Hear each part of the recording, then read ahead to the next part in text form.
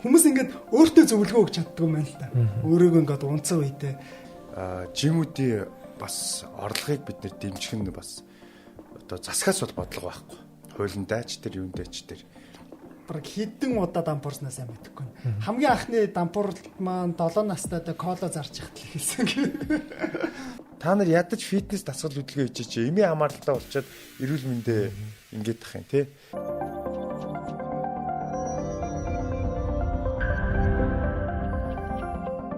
За сайн байцгаана сонсогчдоо манай Шэрли подкастын маань дараагийн дугаар эхлэхээр бэлэн болоод байна. За өнөөдрийн зочноор контент бүтээгч Санчир та бүхний мэдхээр ютубер Санчир гэж сайн мэдж байгаах. За мөн дээрээс нь бизнес эрхлэгч Gym Hub платформын үүсгэн байгуулагч Алтан сүгээг бид нэр өөрлөж оролцуулаад байна. Сайн байцгаана уу. За тэгээ ямар ч гэсэн бидний урилгыг хүлээж авсан та хоёртаа маш их баярлалаа. За тэгэхээр Шэрли подкастын маань үндсэн зорилгоо эхлээд та бүхэнд танилцуулъя. За Шэрли подкастын маань зорилго болохоор яг бизнес эрхлэгч хүн өөрийнх нь мэдлэг, мэдээлэл, туршлага бусдад хуваалцах. Мөн дээрээс нь контент бүтээгч хүний хувьд те хэрхэн контент бүтээдэг, яаж одоо ямар аргуудыг хэрэгэлдэг, өөрийнх нь бүх одоо бүтээсэн туршлагуудаас бусад залуучуудтай бас үлгэр жишээ болж өөрийнх нь туршлагаа бусдад хуваалцах тийм зорилготой юм аа. За тэгэхээр сүүлийн үед та хоёр маань одоо юун дээр ажиллаж байна, юу хийж байна? За сайн байцгаана уу. Gym Hub. Gym Hub бол одоо сүүлийн үед бол бид нэр AI технологи төр суурилсан хамгийн хурдтайгаар ийм шинэ инновац гэсэн бүтээгдэхүүнүүдийг гаргах гэж төлөвлөж ажиллаж байна. Үндсэн зорилго бол бас нийгэмд хэрэгтэй аль болохоор цаг хугацааг товчилсан байдлаар ийм бүтээгдэхүүн ашиглаад AI суурилсан технологи ашиглаад ийм таны мэдхүүн л ийм юмуд санаачлаад хэрэгжүүлж байна.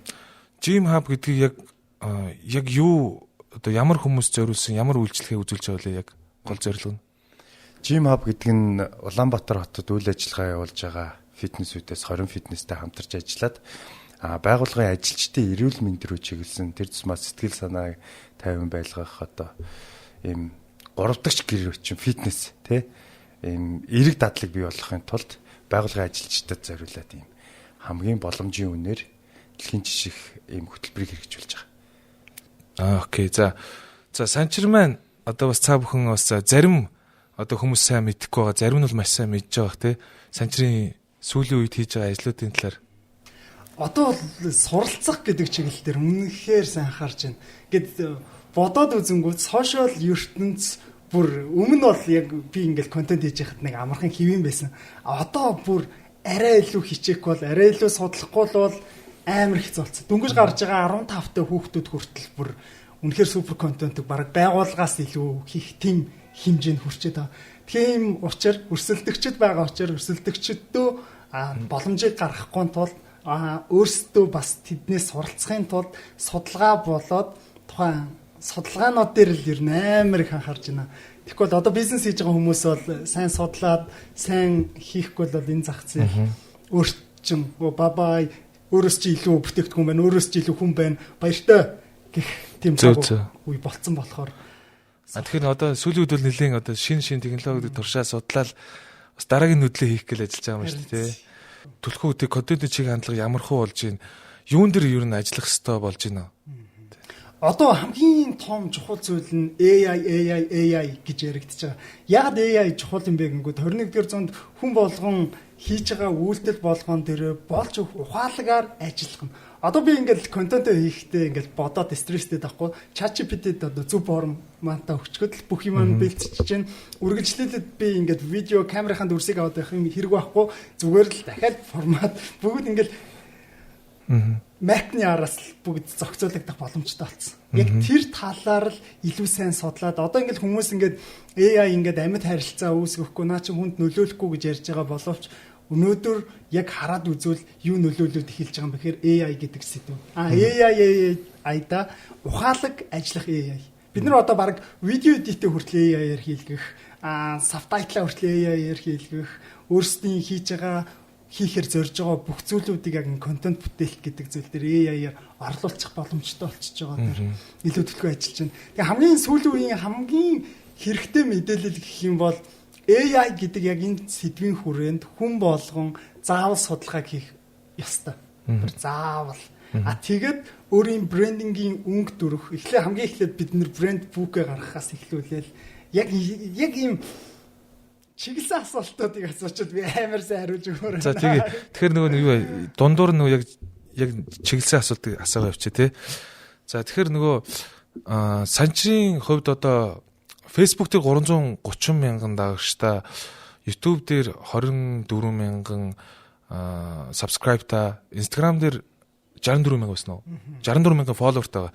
Тэгэхээр энэ тоог тий одоо яаж олж авва тэр өнгөрсөн түүхээсээ бусадтай хуваалцаач.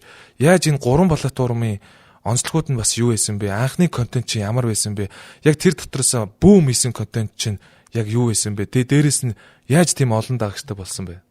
Яг одоо нийгэмд харагдаж байгаа дагагч нэг тиймэрхүү байгаа. Би өөрөө гардаггүй мөртлөө миний нийт сошиал аккаунтын дагагчдын тоо ерөн сая төхөн шүү. Шалтгаан нь юу вэ гэхээр бизнес эрхлэгчдэр бас нэг ийм зүйлийг анзаардаг. Одоо нэг гоо сайхны нэг брэнд байдаг, хүн болгон мэдж байгаа. Тэр брэнд гэхэд өөрсдийн брэндтэй онцлогтой адилхан төстэй бараг 10-20 аккаунттай. Яагаад 10-20 аккаунттай юм бэхээр өнөөдөр бид нэр наран туул дээр нэг лангуутай байх уу, сошиал дээр нэг хаягтай байх уу хүртэл ялгаатай болчихсон. Тэгэхээр яг энийг үзэж байгаа бизнес эрхлэгч өөрийнхөө бизнесийг 2 цахим хаяг дээр байршуулчвал илүү олон хүнд хүрэх боломжтой. Тэгэнгүүт миний хийсэн зүйл энэ нэг л хаяг дээр ингээд ороод үлдэх биш. Дахиад нэг хаяг дээр ягаад орж болохгүй юм бэ гэдэг зүйл дээр ажиллаад эхэлсэн. Тэр маань үр дүнтэй болоод тэгэл зүгээр л нэг контентоо ингээл за энийг ингээ хажууд нь оруулаад авчидөө. За энийг ч бас оруулчих гээл ингээ оруулж яхад яг нэг аккаунтын хүрэх ниш нь өөр байдаг. Одоо чи миний үзэгчид яг намайг л үздэг. Огт нөгөө нэг танихгүй хүн байдаг шүү дээ. Юу вэ? Бүр энэ 100 мянган дагагчтай хүн тань би харж байгаагүй мэн гэдэг. Тэг сегмент нь өөр тий. Тэнгүү сегмент нь өөр байдаг. Тийм болохоор бид нар контент бүтээлтэй хийжсэн ч бизнесээ сурталж ийсэн ч гэсэн нэг хаягаас илүү 2 хаяг, 3 хаяг.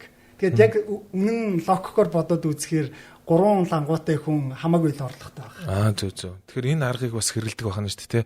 Тэгэхээр бүгдээ хамгийн түрүүнд нөгөө нэг ноу хау сонсож авсан гэдэгт найдаж байна. За тэгэхээр тэр 330 мянга гэдэг за Facebook-ийн одоо дагагчийг олж авахд хэрэг хугацаа шаардсан бэ? Дээрээс нь чи хизээнээс ахуулаад контент бүтээж эхэлсэн бэ? Тэгээ ер нь ямархуу контентыг бүтээж одоо энэ тоонуудыг тий хүрвээ тий. Миний яг ингээ контент эхэлжсэн түүх амар гой санагдтыг. За би нэг нэлээд жоох хүүхдтэй байсан. Яг тэр үед манай аав маань ингээд хүнд өвчтөй болоод тэгээ эмнэлэгт өвччээд нэг эрүүл мэндийн даатгалч айгу муухай юм хоногтой эмийнхэн хэмжээнд тоотой байт юм бэл. Тэгээ яг тэр тоотой хэмжээдэнд харуулчаад тэр хэмжээнээс нь ингээ хитэрчлээ. Одоо энэ хүний ингээд эмнэлгээс гар тухай бид нар чинь ингээд суманд амьдардаг. Тэгэл аав ганц хөдөлмөрлөж байгаа. Тэгэд ингээд аавыг ингээд эмнэлгээс гаргаад хөөхгөөд ингээд энэ хүн чинь ингээд бид нар өөр арга байхгүй. Та нар эсвэл мөнгөтөл дараагийн ойчрн ирчээд байна. Энэ хүнээ гарга гэд бүр ингээд ухаангүй байгаа хүнийг тэгээ хэлчихсэн. Тэгээ яг тэр үед миний хийсэн зүйл юу вэ гэхээр манай гэр бүл туслаач. Манай аавыг авраач гэдэг контентыг хийжсэн. Тэгээ тэр контентыг тухайн үед нэг 12 мянган хүн үзээд манай аавын тэр үргэлжлүүлээд дэмжлүүлэх мөнгө нь бүрдчихсэн байхгүй. Вау. Тэгээд тэр өдрөөс эхлүүлээд би өөртөө юу гэж амласан бэ гэхээр санчраа чи контент хийх ёстой. Хийгээд чи бусад хүмүүст туслах ёстой. Яг над чиг юм асуудалтай байгаа хүмүүс бусдаас ингээд ямар нэгэн тусламж гуйж байгаа бол энийг чи түгээгч нэгэн байх ёстой юм байна гэд. Тэгээ би контент хийж эхлээд зогсолтгүй бараг 5 жилийн хугацаанд контент хийсэн боловч хин ч үзээгүй. Тэгээд яагаад ингэж болохгүй байгаа юм болоо гэж бодоод тууштай хийгэлээсэй чинь азар нэг хүн намайг анзаарсан юм шиг л. Тэгээ тэр хүн надтай холбогдоод би ингээ олон улсын маркетингийн агентлагт ажиллад юм аа. Чамааг ингээд би туслахаараа ажилд авъя. Чи ингээд хичээгээд байгаа чинь гоё харагдаж байна. Тэгтээ ахын дүү чи болоогүй. Ийм ухаан муутай хичээл зүтгэлэр чи яах юм бэ? Гэт тэр үг маань яг миний тархинд ороод нэрээ бас тийм биш үү гэж бодоод тэр шууд тэр компанид нь сарын $800 цалинтайгаар хамгийн анхны ажил эхэлчихсэн. Тэгэл тэнчэнээс сорсон зүйлээ би хэрэгжүүлээд ажил амьдрал дээр бодит болгосон. Бараг сарын дотор нөгөө нэг гаццсан байсан пэйж маань 100 мянган дагагчтай болоод тэгээ үргэлжлээд дахиад нэг 3 сарын дараа 200 мянга болоод тэгээ нэг хэсэг энэ чиглэлээ түр болоод өөр ажил руу анхаарад одоо боцоогоо тэгээ хийгээд эхлээд явж байгаа. Зөв. Тэгэхээр бас дараагийн ноу хау гарч ирж байна тий. За тэгэхээр манай Агийн хувьд бол бас олон бизнес хийж исэн. Тэгэхээр Аги яг өөрийнх нь өмнө нь хийжсэн тий. Одоогийн бизнесээс гадна өмнөх түүх рүүгээ бас бусад сонсогчтой тайлбарлаж өгч одоо ямар замналыг туулав, ямар бизнесийг хийв, хэдэн бизнес хийж ив. Нэгээр нь ахуулаад тоочч олно шүү. За яг дэлгэрэнгүй ярьчих. Юу дэлгэрэнгүй биш үү лээ. Хумайд ингээд. Ер нь ярихад бол бүх миний одоо хүсэжсэн зүйл хийжсэн ажлууд бол хүний төлөө байдаг. Дандаа хүмүүсийн асуудлыг шийдэе гэж ер нь явж исэн юм байлээ. Тэрний нэг тодос тод жишээ бол би нөгөө Богд хааны музей ордны гадаа ингээд аюу гой орчин байждаг. Тэр нь үндэсний хэмжээнд одоо эерэг энергитэй тэр Богд хааны музей ордон доторх тэр маш олон ховор ургамал тий ургамал ургадаг. Тэгээд тэр агаараар хүмүүс ингээд амьсгалаад тэнд цуглараасаа тэнд гоё эерэг хүчийг мэдрээсэ гэдэг үднээс тэр нь Богд хааны музей ордны гадаа нэг хоолны газар ажиллаулаад зүгээр л гадаа юм стрит фуд байхгүй. Европын орнууд чинь ингээл дулаан орнууд чинь гадаанаа ингээд суугаад пенсны хөгжим тавьчихсан. Тэгэл өссөн юм уугаал мөстөнд уугаад юм байждаг. Өөрөө тоогоочоо игээд hand drop coffee гэдэг залуучуудыг ингээд гоё ингээд нүдэн дээр нь кофег нэрээд тэгээ ингээд ажиллаад бид хэд ингээд юу яасан. Ажиллаж ирсэн. Нэг жилийн хугацаа, 101 жилийн хугацаанд бол тэгж ажиллаж ирсэн. Тэгээ энэгээр юу хэлэх гээд ингээд үйлдэл болгон хүний төлөө байхыг хичээдэг. Тэгээд энэ нь өөрөө яагаад ч чинь надад их таатай байдаг. Мэдээж тэгэн готл юу юм бэ л дээ. Таны үйлдэл ямар ах нь ер нь бол төрцөгт бол хамаагүй. Уучлаарай газраа чөлөөлөө. Уул нь бол жишүүрлийн дагуу байгаа ч энэ бол нийслэлийн газар гэдэг. Тэгвэл яг тухайн үед хотын орлогч дарга байсан залуу маань өөрөө ойлгож байна уучлаарай. Гэхдээ дараагийн сонголтын газар чинь бид нэр ямар ч тээггүйгээр ингээд жишүүрл одоо дэмжлэг үзүүлнэ гэдэг байдлаар. Тэгээ газараа чөлөөлсөн. Иймэрхүү юмнууд хийдэг дандаа.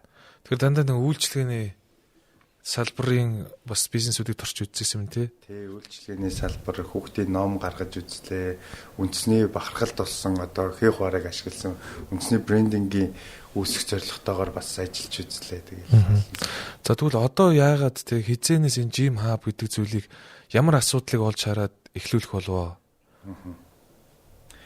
Jim Hub болохоор мэдээж нөгөө хүн өөрчлөлтийг өвдөлтөөс эхэлдэг юм байлээ л дээ. Өөрийгөө голох мэдрэмж, гологдох мэдрэмжээс эхэлдэг. Тэгээд мэдээж таргалттай байгаа. За фитнес хий даа гэд тэ фитнесийг явцдаа бас болчинтой олчмоор ч юм шиг тэ. Тэгэхэд ингээд хичээлж исэн. Тэгсэн чинь энэ шал өөр зүйл байсан юм байлээ фитнес чинь. Эерэг дадал дээрээс нь сэтгэл зүйн тэнцвэртэй байдал нөгөө одоо юу гэдэг гормон, тестостерон тэ эрэгтэй хүн бол ер нь дасгал хийж ингэж ер нь дасгал хийснээрээ хүн эрч хүчтэй болдго юм байл. Энергитэй. Хөдөлгөөний бүтээмж өндөр. Тэгээд бас бие дөөрчлөлт гарвал өөртөө итгэл, гэр бүлийн харилцаа энэ бүгд ингээд айгүй юм гоё болоод ирэхэд хүн болгон дасгал хөдөлгөөн хийгээсэ гэдэг үднэс фитнес рүү харсан. Тэгээд ялангуяа яг ингээ фитнес хийж байгаа хугацаанд ингээд бүх таньдаг хүмүүс фитнес хийдэг юм шиг харагдаж эхэлсэн. Окей, бид нар хийдэг юм байна шүү дээ. Тэгээд судлаад үзсэн чинь 500 фитнес спортын газар бүртгэлтэй байдаг боловч 120 фитнес үйл ажиллагаа явуулж байгаа. Энэ тоон Монгол улсын Улаанбаатар хотын хэмжээнд хангалтгүй санагдаад шалтгаан нь яагаад ингээ хасагтаад байгаа юм гэхээр тодорхой хэмжээний нөгөө ашиг олох юм маш бага байсан. Яагаад ашиг олохгүй байна гэдээ харсан чинь нөгөө компани ажилчид маань өглөө 7-оос орой 5 цагийн хооронд юм завгүй хүмүүс маань тэр өндөр төлбөрийг төлөх боломж нь бас их өмгдмүүлсэн. Ажлын цагаар хэрэглэгч хөө гэсэн үг. Тийм, ер нь хэрэглэгч одоо юу гэдэг тогтмол хийдэг хүмүүс маань л зах зээл бий болгоод байсан юм байлээ. Тэгээд нөгөө гол энэ байгууллага гол татвар төлж байгаа тэрүүгээрээ бид нар боловсрал эзэмшиж чинь эрүүл мэндийн үйлчлэг авч байгаа тэр гол хүмүүс маань фитнес хамрагдах тоонд бага байсан. Тэгээд Jim Hub-ыг санаачлаад хамгийн юм дүнээр дэлхийн жишгийн ийм үйлчлэгийг жимүүдтэйгээ ярилцаад жимүүд маань маш эргээр дэмжиж ингээд амжилттай 5 сараас хойш хэрэгжээд одоо 5 сар болсон байна уу те. Юу вэ? 7 сар болсон ба ш те. Jim Hub-ыг тэгвэл яг нэг үйлбэрээр яг ямар үйлчлэгээ үзүүлдэг юм бэ? одоо ингээд яг Jim Hub гэдэг нь ерөөхдөө ингээд бүдүүчээр ойлгож байна. Яг зүгээр жирийн хүнд одоо юу гэж ойлгуулвал хүн ойлгох юм бэ? Одоо яг үйлдэлээр экосистем гэсэн үг л дээ. Экосистем гэдэг нь нэгдүгээрт таны эдийн засгийн асуудлыг хүндрэлгүйгээр жимэх боломжийг олгож байна. Бас дээр нь бүр зээлийн одоо аппликейшн болон бусад хэлбэрээр. За хоёрдугаар тэгвэл энэ төгжрлийн үед 20 жими хүссэн байралтай явах боломжийг олгож байгаа. Өнөөдөр ажлын хажууд гэрийнхээ хажууд өглөө босоод гэрийнхээ хажууд ирцэрсэн бол фитнесээ хийчихэд ажил руугаа явах. Гуравдугаарт найз нөхдөөгөө төлөвлөөд те. Эсвэл бүр ингээд одоо манай чи гавьяа тамирчны фитнесүүд байна, VIP фитнесүүд байна. Дэлхийн хамгийн өндөр зэрэглэлийн Panata гэдэг брэндэд Dubai брэнд гэж нэрлэгддэг тим тоног төхөөрөмжтэй фитнес байна. Энэ бүгдэд ерөөсөө явах боломж. Дээр нь хүндрэлгүй дижиталаар карт нь үсчихэж байгаа. Өөрийнхөө одоо оролт болгон дээр нь оноо өгч чинь. Тэр оноогоо бас дахиад урамшууллаар ашиглаж болж байна. Дөрөвдүгээрт бол энэ фитнес болгон дээр оролтын мэдээж оролтуудыг статистик тооцооллыг гаргаж чадчихна. За өөр одоо нэмэлтээр гэвэл за тэгээд ийм олон ийм асуудлыг шийдэж байгаа болохоор экосистем гэж нэрлэв. Тэгэхээр нэг хүн миний бодлоор ингэж ойлголоо. Нэг хүн нэг төлбөр төлөөд 20 фитнест хориуланд нь явж болно. Зөв тий subscription membership. Тэгээд хэдэн төгрөгөөр одоо үйлчлэгээ нь одоо хэдэн төгрөгийн төлбөртэй үлээ. Яаж төлдөглөө? Сар төлөх юм уу? Улирлаар төлөх юм уу? Жилээр төлөх юм уу? Энэ нөгөө фитнесийн хувьд бол дадал бий болохын тулд заавал 3 сар. Заавал гэдэг нь ер нь бол угаасаа тогтмол дүнтэй байгаа 3 сар нь. Үгүй манайх бол бүтэн жилээр төлбөр авдаг. Ер нь бол заавал 3 сараас эхэлж дадал суудаг байхгүй юу? Тийм учраас жилээр төлбөр авдаг. Жилийн хэд вэ? 1 сарын төлбөртэй тэнцэн фитнесийнхаа. Манай 20 фитнесийн 1-2 сарын төлбөртэй тэнцэн. Зөвхөн байгууллагын ажилчид зориулсан хөтөлбөр байгаа гэдгийг анхаа. Тэгэхээр нэг үннүүд нь өөр өөр юм уу тий? За. 480 мянган төгрөг буюу 1 сарын 40 мянган төгрөг гэдэг. 40 мянган төгрөгөөр жил 20 фитнест ажлыгаа оролцсон юм уу, гэрээ оролцсон айлынганд нь хизээч хамаагүй явах эрхийн бичиг. Юу membershipтэй болж байгаа гэсэн үг үү? Тий, нэг жилийн 480 мянган төгрөгөөр ингэ явж байгаа. Фитнесийн нэг оролт нь өөрөө 30-аас 50 мянган төгрөг гэдэг байхгүй.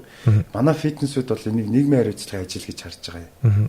Тий. Зөв. За тэгэхээр энийг сонсож байгаа хүмүүс бол сая нөө байгууллагын хэрэгцээндээ бол сарын 40 мянган төгрөгөөр жилийн 480 мянган төгрөгөөр 20 фитнесээ одоо membership болоод ашиглаж болох нэ тий. За хөдөө орон нутагт тийм одоо юу байгаа гişүнчлэлтэй фитнес байгаа юу одоохондоо? Мэдээж хөтөлбөр маань стартап анх эхэлж байгаа. Явц донд бол дэлхийн нийт угаасаа энэ платформд суурилсан нэм экосистем рүү шилжчихсэн. Тэгэхээр бүрэн боломжтой. Гэхдээ бид нарыг одоо нийгэм хүлээж аваад HR-ууд маань одоо ингээд гүүр болоод байгууллагатай нэвтрүүлэх асуудал байгаа. Дараа нь шат чатаар бид нөгөө хөгжлийн төв. Одоо жишээлбэл түрүү асуусан нэг үнийн сонголт байгаа юу? Манайд 2 үнийн сонголт байгаа. Нэг нь юу вэ гэхээр 780 мянган төгрөг. Тэр мэн өөрөө йогт болсон байхгүй. Фитнес хийгэнгээ дээр нь йогоор хичээлэх боломжтой. Сонголт хэрэгтэй шүү дээ. Үе мөчний хооронд тий ингээд булчин хэрэгтэй, сонголт хэрэгтэй. Дээрээс нь даатгалтай энэ боди буюу дэлхийн нэг нөмрийн физикал онцлогоогоо хийх эрхтэй. Даатгал бол айгүй чухал. 24/7 гинти ослын даатгал байхгүй. Та годомжин явж альтраа ончвол манай Jim Hub-ын гишүүн байхад даатгал бүх мөнгөнд төлчихнө л гэсэн. За санчраасаа нэг асуулт асууя. Санчраа нөгөө одоо контент бүтээхэд те ямар одоо нөгөө чи зэвсэг ашигладаг вэ? Тэгээ ямар одоо төлөвүүдийг ашигладаг вэ? Дээрээс нь одоо контент бүтээх процесс чинь ерөөхдөө аргачлал чи ямар хөө явдаг вэ? Контент бүтээх аргачлал за зэвсгээс эхлэе. Одоо бараг л 21-р зууны жад сэлэн бамбай болчихлоо. За дөнгөж эхэлж байгаа бизнесүүд болон одоо яг үннийг хэлэхэд бизнес эрхлэгч маань өрөвдлмөр штэ хэцүү штэ амар олон асуудлууд байгаа. Тэгээд яг энэ чиглэл рүү ороод эхлэгч байгаа бол зөвхөн хамгийн ихэнд нэг iPhone 10-аас дээш загвар утас байхад болоо тэгээд болио гэхэд хамгийн чухал хөрөнгө оруулалт бол мик авахдаа дор хаяж 300 мянгаас дээш төгрөгийн микийг авах хэрэгтэй. Миг яагаад чухал юм бэ гэхээр яг хуу камераман ингээд халтар харуулж болно. Бидний хамгийн сайн далд ухамсарт нь код нь болоод өвчгсөн зүйл өөрөө хүний дуу хоолой байдаг. Энэ хүн ингэж яриад байна гэдэг дуу хоолой нь цэвэрхэн тод байх юм бол тухайн үзэгчдэд илүү ойлгомжтой сайхан байдаг.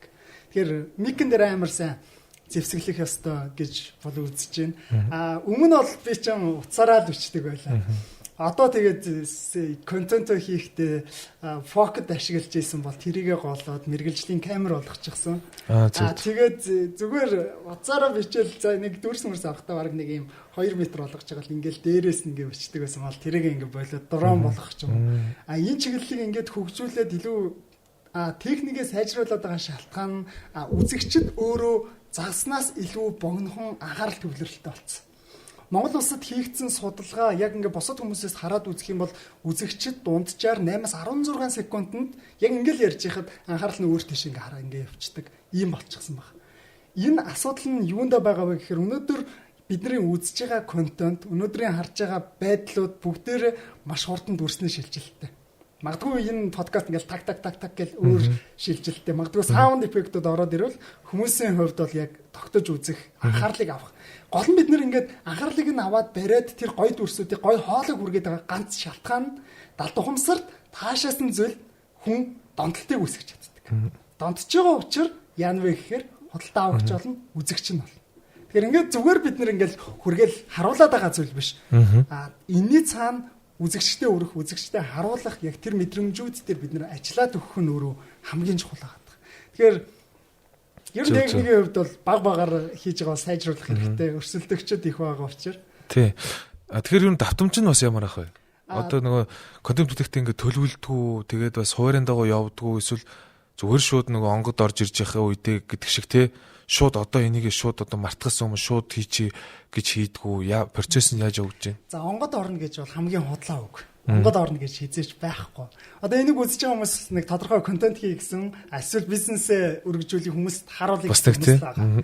Тэрэн дээр ингээд яг юу хийхээ мэдгүй, яахаа мэдэхгүй байдаг төрлийн хүмүүст хандаад хэлэхэд хамгийн эхлээд Монголын зах зээл дээр өөрийнхөө хийх гээд байгаа, зориод байгаа, хүсээд байгаа тэр чиглэлийнхаа бизнесээс за нэг 50 магадгүй контент хийж байгаа бол 50 одоо өрсөлдөгчдөө ихлэ гаргаж ирнэ.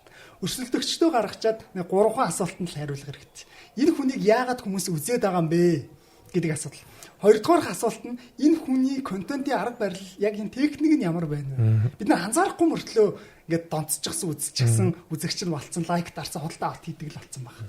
Яг энэ дээр анхаараад 3 дахь зүйл нь бусад хүмүүс энэ хүний талаар юу гэж ярьж байна? Нэг дүүгээсээ очоод, найзаасаа очоод яагаад энэ хүнийг үздэг? Яагаад үзэх дуртай? Тэр бусдын сэтгэл өөрөө яагаад үзэх шалтгааныг гаргаж ирдэг. За энэ шалтгаан ингээ мэдээлэлтэй олчлаа шүү дээ. Бүхэл бүтэн 50 бизнес юм. Энийг залхуураад авах хэрэг байхгүй, нэг өдөрт хий чинь. Би өдөрт одоо өчигдөр гэхэд би 50 бизнесийн судалгаараа орчоод одоо дараагийн 50 бизнесийн судалгаараа орж байгаа. Энэ судалгааг хийж байгаа нь юу вэ гэхээр надад үйлчлүүлж байгаа үйлчлүүлэгч бизнесээ манайх энэ аяг зарж байна. Санчраа яах вэ? Тэгвэл би шууд хамгийн эхлээд 50 аягны бизнесийг судлаа. Яг зөв. Би зүгээр шууд эгоогоор наа их ч амархан шүү дээ. Ингээд реклам чи. Би тэгэж ярьж болохгүй. Яагаад гэвэл мэргэжлийн байх хэрэгтэй. Тэр хүн надад үйлчилгээ үзүүлэх гээд мөнгө төлж байгаа. Өгж байгаа мөнгөний хариунд нь би тухайн үйлчилгээг илүү сайн болгохын тулд би судалгаатай л орох хэрэгтэй. Тэгэхээр контент хийн гингүүд ингээд онгод орно. Тэгээд нөгөө түрүүн хэлсэн ChatGPT-гээс асуугаад цаадах хариулж чаддаг зүйлүүд байдаг. Тийм болохоор өрсөлдөгчдөө хамгийн сайн судалж чадсан хүн бизнесээ ойлгосон байдаг. Бизнесээ ойлгосон хүн контентын зах зээл дээр хүн танигдахаас өөр арга байхгүй. Тэгэхээр өрсөлдөгчийг судлах талаар судлах хэрэгтэй. Түрүүн сая 3-ыг хэллээ, цаана дахиад 10 асуулт байна. Зөв. Тэгэхээр сая сонссон багтаа нөгөө өөрөө бас сурчин өрсөлдөгчийн судалгаараа юу ихээ ойлгож чинь. Тэгээд яг өөрийгөө мэдрээд эхлээд буцаад фидбек гэдэг нь аваад ирэхээр ялгарлаа өөрөө олоод тэрнээс нь жоохон сул талыг гараад өөрийнх нь гоё юм чимгээ нэмэхэд бол бот цохноол гэдэг шүү дээ. Nice. Бүтээх хэрэг байхгүй. Бага зүйлийг сайжруул. Сайжруулахдаа өөр юм болго. Тэгэл асуудалгүй. Бизнесүүдийн гол асуудал энэ шүү дээ. Зүгээр энийг хийчихэл дээ. Яагаад ингэж онгодоо хүлээгээд байгаа. Яагаад онгодоо хүлээгээд байгаа? Яагаад ийм бэлэн гарын авлага хайгаад байгаа юм те? За окей. Тэгэхээр их гоё хэрэгтэй мэдээлэл өглөө. За юуны хувьд та хоёр хоёулангаас ч асууя. За эхлээд санчраас асууч. Одоо ингэж айгүй юм уу хүн чинь бас нэг юм хийхэд чинь ингээд хүний хийх юм бол ингээд потенциал хязгааргүй байгаад идэх. Сонирхол төрнийг ингэж чиглүүлдэг тий. За тэгвэл сонирхол болон хүсэл болон тий вижн. За одоо тэгвэл урам зориг гэж бас нэг юм байгаа. Одоо байнга энергитэй байх тий. Байнга батарейтай байх гэж ойлгоч тий. Энэ энергиудээ яаж олж авж гин? Энерги хаанаас цуглуулж гин тий? Энерги байхгүй бол одоо тарих ганцаараа бодоод юу хийж чадах юм бэ тий? Тэгэхээр энерги хаанаас олж авдаг вэ? Мотивац. Мотивац маш энергитэй. Найз өхнөөс аав шүү дээ. За. Нэг зүйлийг амар анзаарсан. Юу вэ гэхээр одоо яг ингээд хүн болгон өөрсдийнхөө хажууд дэмждэг хүнтэй байх хэрэгтэй. Бүр ингээд өөрийг нь ингээд доторхын гаднахын энэ яг хинбэ гэдгийг мэддэг. Тэгээд дэмждэг хүн байх хэрэгтэй. Чи энэ дээр алдаад байна шүү. За ингэх ёстой шүү. Ингээд яваараа гэдэг зүйл. Хүмүүс ингээд өөртөө зөвлөгөө өгч чаддаг юм байна л да. Өөрөөгөө ингээд унцсан үедээ өөртөө ингээд яг үндэ бид нар хэлж чаддгүй шүү дээ. Хин нэгэн гараад ирэнгүүт тэр хүн яг зөв зүйлүүдийг хэлж эхэлдэг. Чи энэ дээр алдаад байгаа юм шүү. Ингэчвэл зүгээр юм шүү гэдэг санаа оноод. Тэгээд ганц урам зориг тий нэ зөхөө. Өөрхийн чалга. За, агийн хувьд одоо ажил хийх те бизнес хийх урам зориг хаанаас ундарч гараад байна. Бас нэг өдрийнхөө энергийг ирч хүчийг нөгөө манай нөгөө реклам шиг л болж тэ өдрийнхөө ирч хүчийг хаанаас нөхөж авж байна. Гератаминаас. Тэг гератаминаас л гэж. За мэдээч яг л адилхан гэр бүл. Гэр бүл маань одоо жишээлбэл гэртээ харахад окей миний одоо дараагийн шатны ад жаргал ажил дээр мэдээж баг хамт олон цуг байгаа хүмүүс маань тэгээд бас нэг үндсэн гол юу бол жим фитнес хийдэг дасгал хийдэг эндээсээ стрессээ нөхдөг те гаргаад буцаад энергитэй хүмүүс ойлгохдоо дасгал хөдөлгөөн хийхээр нөгөө ядардаг гэж ойлгоод идэг нөгөө одоо юу гэдэг бие организм чи өөрөө ингээд сэргээд нөгөө сул эдээсээ идээд ингээд хөгжиж идэг болохоор фитнес ас гэж байна. Зөв. За тэгэхээр мотивац бол ойлгомжтой юу ойлгомжтой ч байх ямар ч байсан ингээд бас авдаг юм. Тэгвэл одоо тооч нэг хоёул гэр бүлтэй найз охинтой болохоор л гэж тий. Анх одоо гэр бүлчгүй найз охингүй хүмүүс одоо бас арай өөрөөр хариулах байх л та тий бас. За одоо ер нь бол өөрсдийнхөө үнцний тухай ярил л да. Одоо тойрд одоо юуж байхгүй тий. Одоо бүр ингээд бизнес чинь ингээд тгээс эхлэе. Контент суугууч нь тгээс эхлэе тий. Тэгвэл одоо тойр одоо ямар үнцнийг хөрөмтлүүлж чадж байгаа. Одоо гадуур бол яг олон улсын судалгаагаар бол хүмүүсийн үнцний хэмжээд байгаа байхгүй. Нэг нь бол мэдээж нөгөө хувийнхын чадвараар нь хэмжиж гин, нийгэмд үзүүлэх нөлөөгөөр нь хэмжиж гин. За бизнесийн ашиг орлогоор нь хэмжиж гин. За тэгээд нөгөөх нь болохоор яг өөрийнх нь нөгөө хэр цаашдаа нөгөө явах тийм одоо вижнээр нь бас алсын хараагаар нь ч гэсэн. Тэгэхээр нөгөө нэг хүмүүсийн нэг цаг хэдэн төгрөгийн үнэтэй гэдэг зүйлүүдийг одоо бүтээмжийн одоо менежментээр орж ирж байгаа маш том сэдв болчиход байгаа. Тэгэхээр тойр бүх юм эхнээс нь эхлэе гэвэл те яг одоо нэг 5 6 олон жил хийсэн шиг амжилтыг үзүүлэх нөв хавч тойрын яг гол үнцэн чинь яг юу юм бэ? Яг ур чадвар одоо юун дээрээ тулгуурлаж одоо энэ бүхнийг бий болгосон юм бэ? Тэр зан аран шиг юм уу? Скил юм уу? Юу юм бэ? За тгээс нь хэлжсэн бол би нэг л зүйлийг амар сайн суралцах. Ингээд яг юм хийгээд явж байгаа хүмүүсийг харангууд юу гэхээр яг нэг талын пазлыг нь олцоод за энэ л байхад болчих юм байна да гэж тэрнгээрээ явж байгаа дундаг. Унсан нь нөгөө талыг гаргаж ирээд иддэг. Тэгмүүд ингээд нэг амьдрал гэдэг энэ тоглоом дээр амар олон пазлууд нийлж ижил нэг том юм болох гээд байдаг. Тэр болох гээд байгаа зүйлийг магадгүй эхлээд нэг харчаад за ийм юм байна гэд баг багаар суралцаа хийгээд явах юм амар чухал баг. Тэгэд ямар ч дагахгүй төрөний хэлснээр өстой бүх юм тгээс эхлэх юм бол миний хийх ёстой хамгийн ихний зүйл бол суралцах. Суралцчаад цаашаа харах хараагаа цаашаа явах тэр замуудыг нэг тооцоолоод байхаас илүү ерөнхийд нь харчаал за явъя. Тэр явсан дээр юм гэдэг. Азар ч юм уу би ч одоо Монголын нэлээд том групп компани захиралтай нэг ууланд гарах тохиолдол гарсан. Тэгээ тэр уул руу гарч явах үедээ би ингээд замд нь ингээд шантраад ёо бүр барахгүй юм байна гэд амар нээлттэй гар байгаа шүү дээ. Би чи 16-тай байсан баха. Сайн баруу наваг санчир гэдэг гал ингээл зохоо идчихэж байгаа. Бас нэрээ уцсан уцтай. Нэрээ уцаа өгчээл. Тэгээд тэр хүн намайг нэг мартсан бахтаа гэж одоо тоохгүй байж байгаа л тэр хүн араас ингээ гарч ирчихсэн аа. Миний нэрийг хэлээд санчраа амьдрал яг уус шиг. Чи нэг уулын орой дээр гарч чадвал хоёр уулын орой дээр гарч чадна. Чи нэгэн уулынхаа орой дээр гарахдаа нэгэн талаар нь гарч байгаа бол чи уулын орой дээрс бүх талыг харж чадна. Тэгэхээр чи энэ уулыг чи хараад наашаа зориод ирсэн бол дээр нь гарчих. Тэгээд чи дахиад уул байгаа гэдгийг хараатхаа. Гэт яг тэр үе би ингээд бодох нь тэр үг ингээд тухайн үед би ойлгоогүй ч гэсэн одоо ингээд бодит болоод байна тий. Нэрээ одоо яагаад ийм зүйлийг ингээд нэг тийм төгжээ тайлдаг үед байдэн шүү дээ тий. Тэр үе байсан байх тий бас. Тэгээд яг миний хамгийн том анзаарсан зүйл ингээд бусад бизнес эрхлэгчтэй ингээд зөндөө харьцаж байгаа шүү дээ. Бүгд ингээд ийм төөрөгдөл дортоор орчихсон. Энчэнэс нэг ийм үн юм шиг, энэ зөв юм шиг, тэр нь худлаа юм шиг ингээд бүгд нэг манан дотор орсон. Нөгөө мэдлэг мэдээллийн төөрөгдөл гэдэг зүйлийг баах их сурвалжтай байсаар агаад. Тэнгүүд яг аль замаар явах уу? Яг яах вэ гэдэг дээр л эргэлзээд яах уу гэдгээ ойлгохгүй гад байдаг. Тэнгүүд миний бодлоор зүгээр явж үзчихээ. Урагшлаа чи нэг уулын орой дээр гарчаад байгаа. Яг тэр нэг мундаг хүний хэлсэн үг, миний хэлсэн үг биш л дээ. Гэхдээ тэр мундаг хүний үг бол нэрээ бүр ингээд майнд өөрчлөсөн тий. Үнэхээр гайхалтай шүү. Зөв. За ер нь бол тгээс эхэлсэн гэд те.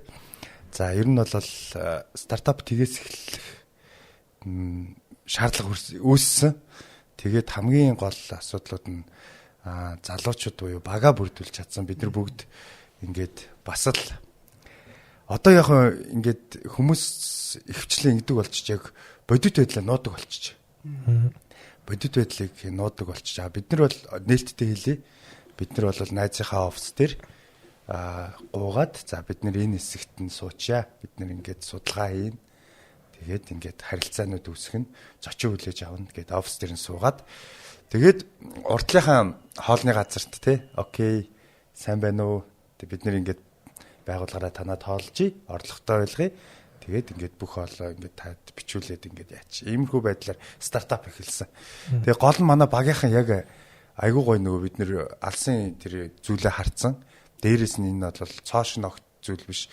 Олон улсад юу нь бол хэрэгжээд угаасаа хамгийн амжилттай явж байгаа хувилбар ихгүй. Тэгээ энийг ингээд 2 сараас ингээд судалгаа бүх юм харилцаа холбоог үүсгээд 5 сар хүртэл бид нар ямар ч цалингүйгээр ажиллаад ингээд өнөөдөр босгож ирээд хамт явж байгаа багийнхан бол үнэт зүйл байгаа даа. Тэр дундаа манай IT-ийн салбарын Чанданбаатар гэдэг те тэгээд манай борлуулалт ингээд итгэлц би биндээ итгээд вишнээ хараад нэгдэж чадсан явдал нь л өөрөө энэ бүх нийтийн эрүүл мэндэд хэрэгтэй нэг платформыг бий болгочиход байгаа. Одоо хоёр дахь ерөө манахаас илүү гарах нь илүү сайжирна гэсэн үг. Тэгэхээр бид нэр одоо бэлтгэсэн байгаа платформ маань хамгийн сайн байна. Тэгэхээр дараагийн платформ нь илүү сайн байна гэдэгт та бүгд маань итгээрэй. Тэгэхээр энэ спортын хөгжлийн одоо юу гэдгийг босго тавиад өгчөж байгаа л юм хэлбэр. Энэ бол бидний зорилго байсан.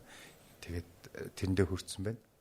Зөв. Тэгэхээр нөгөө үндсэн багийн тоглолтын дээр яг саксон хүүхдээ ажиллах нь шүү дээ. 5 тоглогч тавлаа өөр ролтой.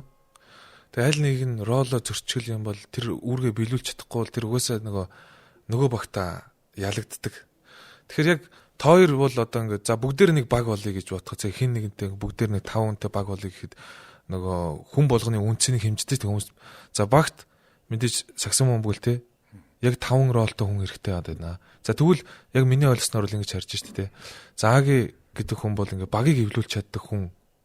За коллектив талдаа ингээд за хин санчир болохоор ер нь бол амар сайн нөгөө суралцдаг нөгөө байнгын өөрийгөө ингэж хөгжүүлж дараагийн шат руу аваачдаг одоо education болон нөгөө юун тал дээр илүү сайжирдаг одоо нөгөө инновацлог гэх юм одоо байнгын урагшаал шинэ сураал урагшлаад идэх хүн гэж байдаг.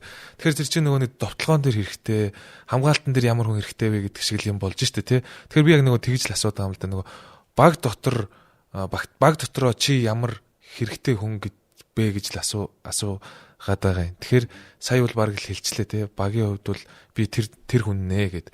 За тэгвэл одоо тэгвэл тооёрт ингээд мөнгө одоо хөрөнгө оруулагч хэрэгтэй байгаа гэж үзээд одоо 1 тэрбум ойрын хугацаанд те 1 тэрбум төгрөгийн хөрөнгө оруулалтыг одоо Jim Hub мөн контент креатор санчирт ингээд хөрөнгө оруулъя гэж ойлгоё. Та хоёрын майндсет бол тэр вижнд чинь хөрөнгө оруулж байгаа. Нөгөө одоо байгаа ажил чинь бол яг одоогийн л нөгөө нэг хэсэг шүү дээ, таск шүү дээ.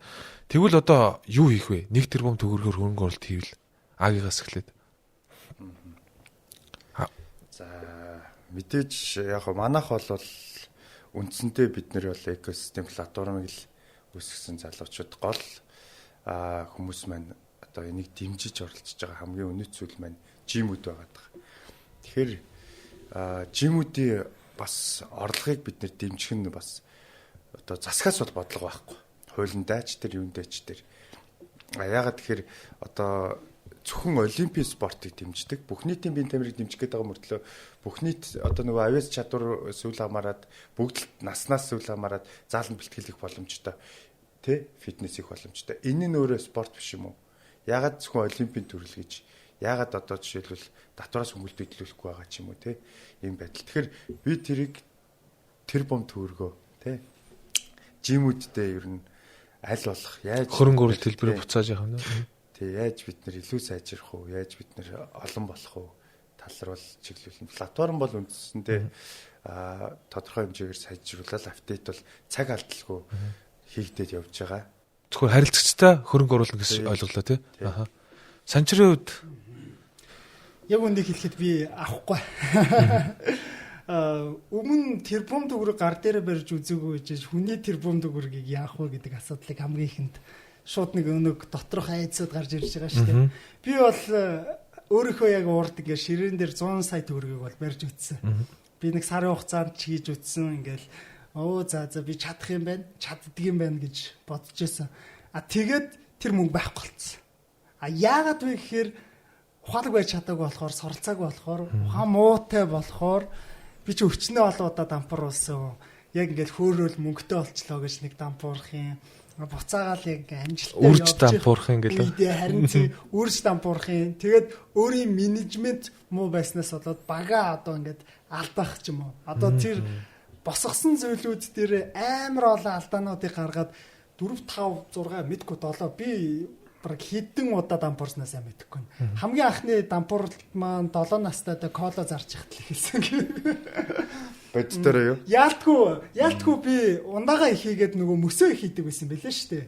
Тэгээд би яг мөсний зардал нь өндөр болоо доо. Харин ундаага дэлгүүрээс шууд ингээд хажуулагын дэлгүүрээс аваадсан маань ихдэг хальтаа. Би бөөнөөс нь очиж авах хэрэгтэй байсан. Тэгээд би мөсөө ахиухан үлдээгөөд мөсөө ихийгээд ундаага бах хийх хэрэгтэй.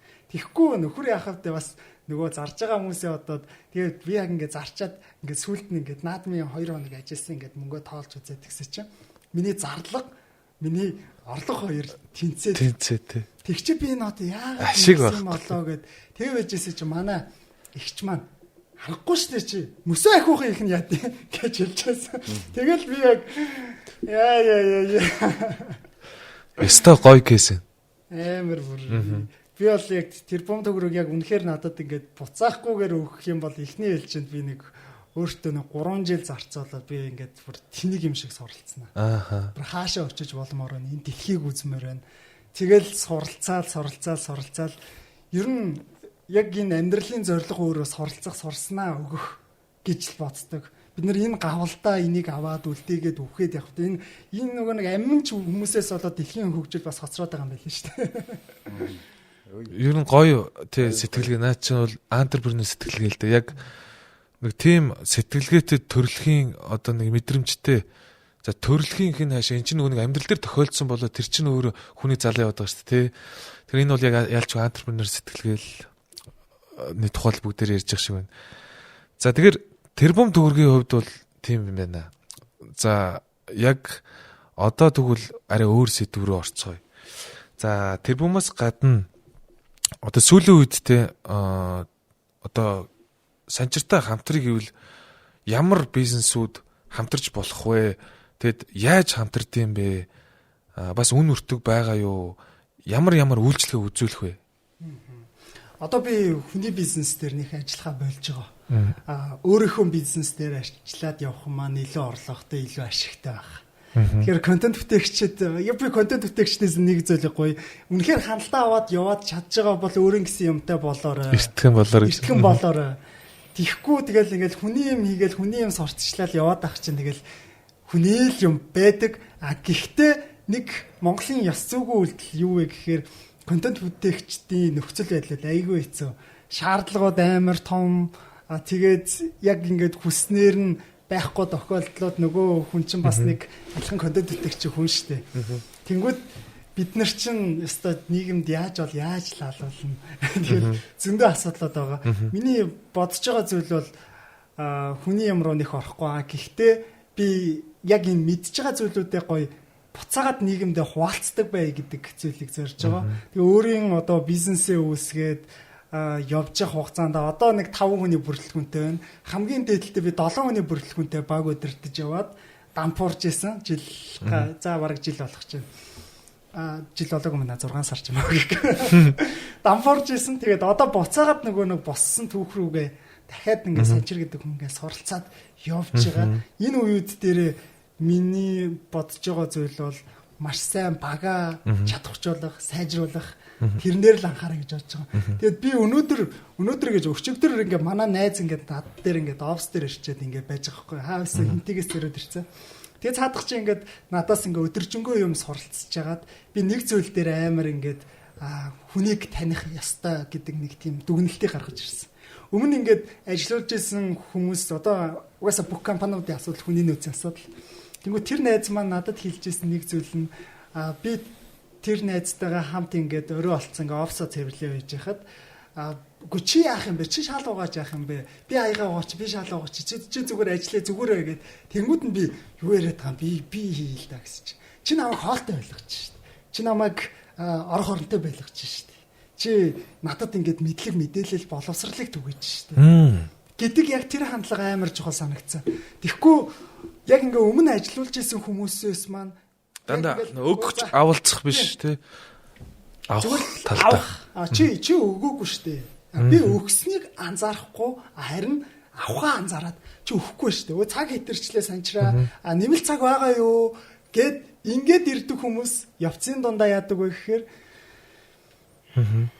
тэгээ тэр хүмүүсийн дийлэнхүүд нь яг санаануудыг хулгайлдаг, санаагаа аваад морьдог, гардаг. Ёстой нөгөө нэг хэцүү харилцааны ажлын байрын би яг энэ дээр суралцж байна. Би чи ер нь жоохон штэ. Тий. Наад чи нөгөө нэг их олон юм байга л да.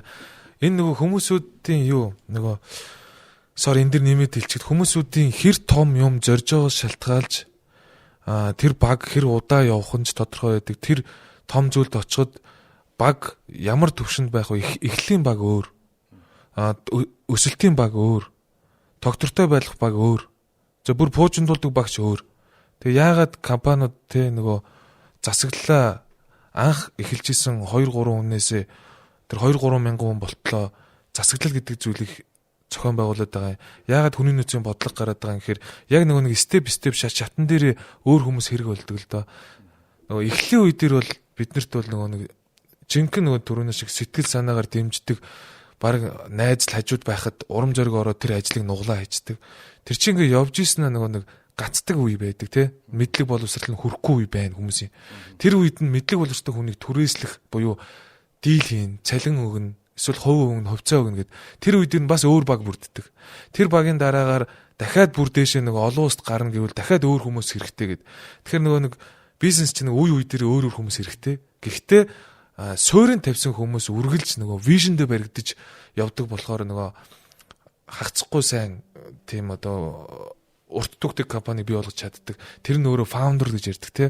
Фаундерууд чинь 20-30 жилийн дараахыг үзэх гэж эхлүүлсэн. Тэрнээс нөгөө бизнес стартап хоёрын ялгаа нь тэр шүү дээ. Нөгөө нийгмийн асуудал нөгөөх нь болохоор мөнгө олох. Мөнгө олъё гэвэл аван зарна, уул уурхай, барилга тий тэр бизнес байгаа. Харин стартап бизнес чинь нөгөө хүмүүсүүдийн оролдож үзээгүй бизнес салбар руу энэ асуудлыг шийдээд орох гээд байгаа. Тэгэхээр хоёрын хувьд бол яг л тим антрепренер сэтгэлгээтэй хүмүүс болохоор яг ижлэгийн ийм асуудлууд бүгдээрэд нь яг ижлэгийн тулгарч байна л да.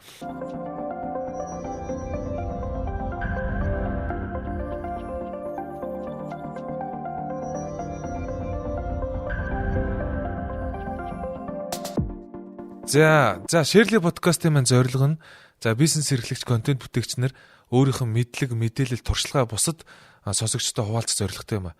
За тэгэхээр одоо бид нар нэг шинэ асуултууд бэлдсэн байгаа манай маркетингаас. За тэгэхээр энэ ширээн дээр байгаа цаасан дээр асуултууд бэлдсэн байгаа. Одоо гуруула цуг хариулах юм. За тэгэхээр Агигаас эхлээд сонгоод явчих. За цуглааны асуулт. Технологи хүнийг илүү ад жаргалтай болгож байна уу эсвэл дарамттай болгож байна уу? За гоё асуулт байна. За одоо манайх яг зөвхөн Gym Hub хөтөлбөрөөсөө гадна Gym Hub-ын хөгжүүлэлтэн дээр бас AI дээр ингээд олон төрлийн технологи ашиглаж байна л да. Юу вэ гэхээр коуч коучийн одоо нөгөө шинжилгээний хариуг AI-аар ерөнхий мэдээлэл шүү. Ерөнхий мэдээллийн чиглэл өгж байгаа коучингийн нэг үйлчлэгээс санал болгож байгаа. Тэгээд хосуудын харилцаа, мэрэгжил сонгох гэдэг ингээ олон дата дээрээс ингээд анализ хийдэг юм нэг шинээр их гоё нэртэй. Нэр нь бол үндэсний хэмжээний их гоё нэрийг амар гоё оновчтойгоор хэлсэн байгаа. Тэгээд хөгжүүлэлтийн дараа танилцуулчих. Тэгээд одоо би жишээлбэл наашаа эрэхтэй гэрийнхаа хоолны асуудлыг зургаар нь үзээд сонголтоо хийгээд гэрлүүгөө хөргүүлчихэж байгаа. Энэ нь өөрөө маш их цаг хугацааг хэмжиж байна. Тэгэхээр технологийн давуу тал бол бидний хамгийн үнэтэй зүйл цаг хугацааг хэмжиж байгаа болохоор бүх хүмүүс бас таатай байгаа хаа. Миний бодлоор технологи бас амар том асуудал. Өнөөдөр ингээд 21-р 100 гэж бид нэр ингээд давлгаалал хүн болгон гар утснаас бүхий л зүйлүүдийг хийдэг болж байгаа мөн өөрөө бидний авдаг нөгөө амьдралын өмнөх аж аргалуудыг байхгүй болгоцсон юм шиг. Магадгүй өнөөдөр энэ технологи AI энэ машин гар утас гэдэг зүйлүүд гарч ирээд нэг удааг байна. Бид нэр танилцах үйл явц дээр явж байгаа. Яг энэ дээр бид нэр амьдралаас авахын таашаалууд маань байхгүй болоод байгаа юм болов уу гэдэг зүйлийг амар их бодож байгаа. Тэгэд би энэ 100 ингээд 15 аймгаар аялал хийгээд аялсан шалтгаан маань юу байсан бэ гэхээр би ингээд өөрөөсөө холдсон юм шиг мэдрэмжийг авч ирсэн. Тэг ингээд найзууд эргэн тойрон ингээд хүмүүстэй дүүнартайгаа ч уулзаж ярилцахад бүгд нэг юм ямар нэгэн байдлаар технологитой холбоотой асуудлууд ямар нэгэн байдлаар яг энэ зүйл биднэрт ингээд хэрэгтэй яалтгүй хэрэгтэй энийг үүсгэхэд хэцүү гэхдээ явандаа бид нэр амар онж магадгүй. Тэгэд яг зөв зүйлийг нь анзаарч тэрийг ингээд зөвөр хэрэгэлдэг болоход магадгүй бид нар дахиад нэг 30 жил шаардлагатай байна. Гинтийн нөгөө нэг гарч ирсэн зүйл учраас тий. Энд чинь нөгөө бас бусад орнууд бол харж байгаа шүү дээ. Бидний өмнө 50-100 жилээр төрүүлээ явж байгаа гэд маш олон судалгаан дээр харагдаад байгаа.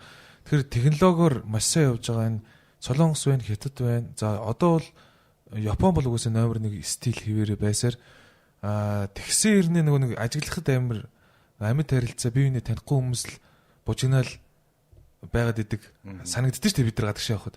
Тэгэхээр яг санчрын ярьсан шиг те нөгөө бид нар нөгөө бие биенээ мэдхгүй, бие биенээ танихгүй тэгээ нэг улсад амьдраа, нэг газар, нэг хотод амьдрах хэрэг байна уу те.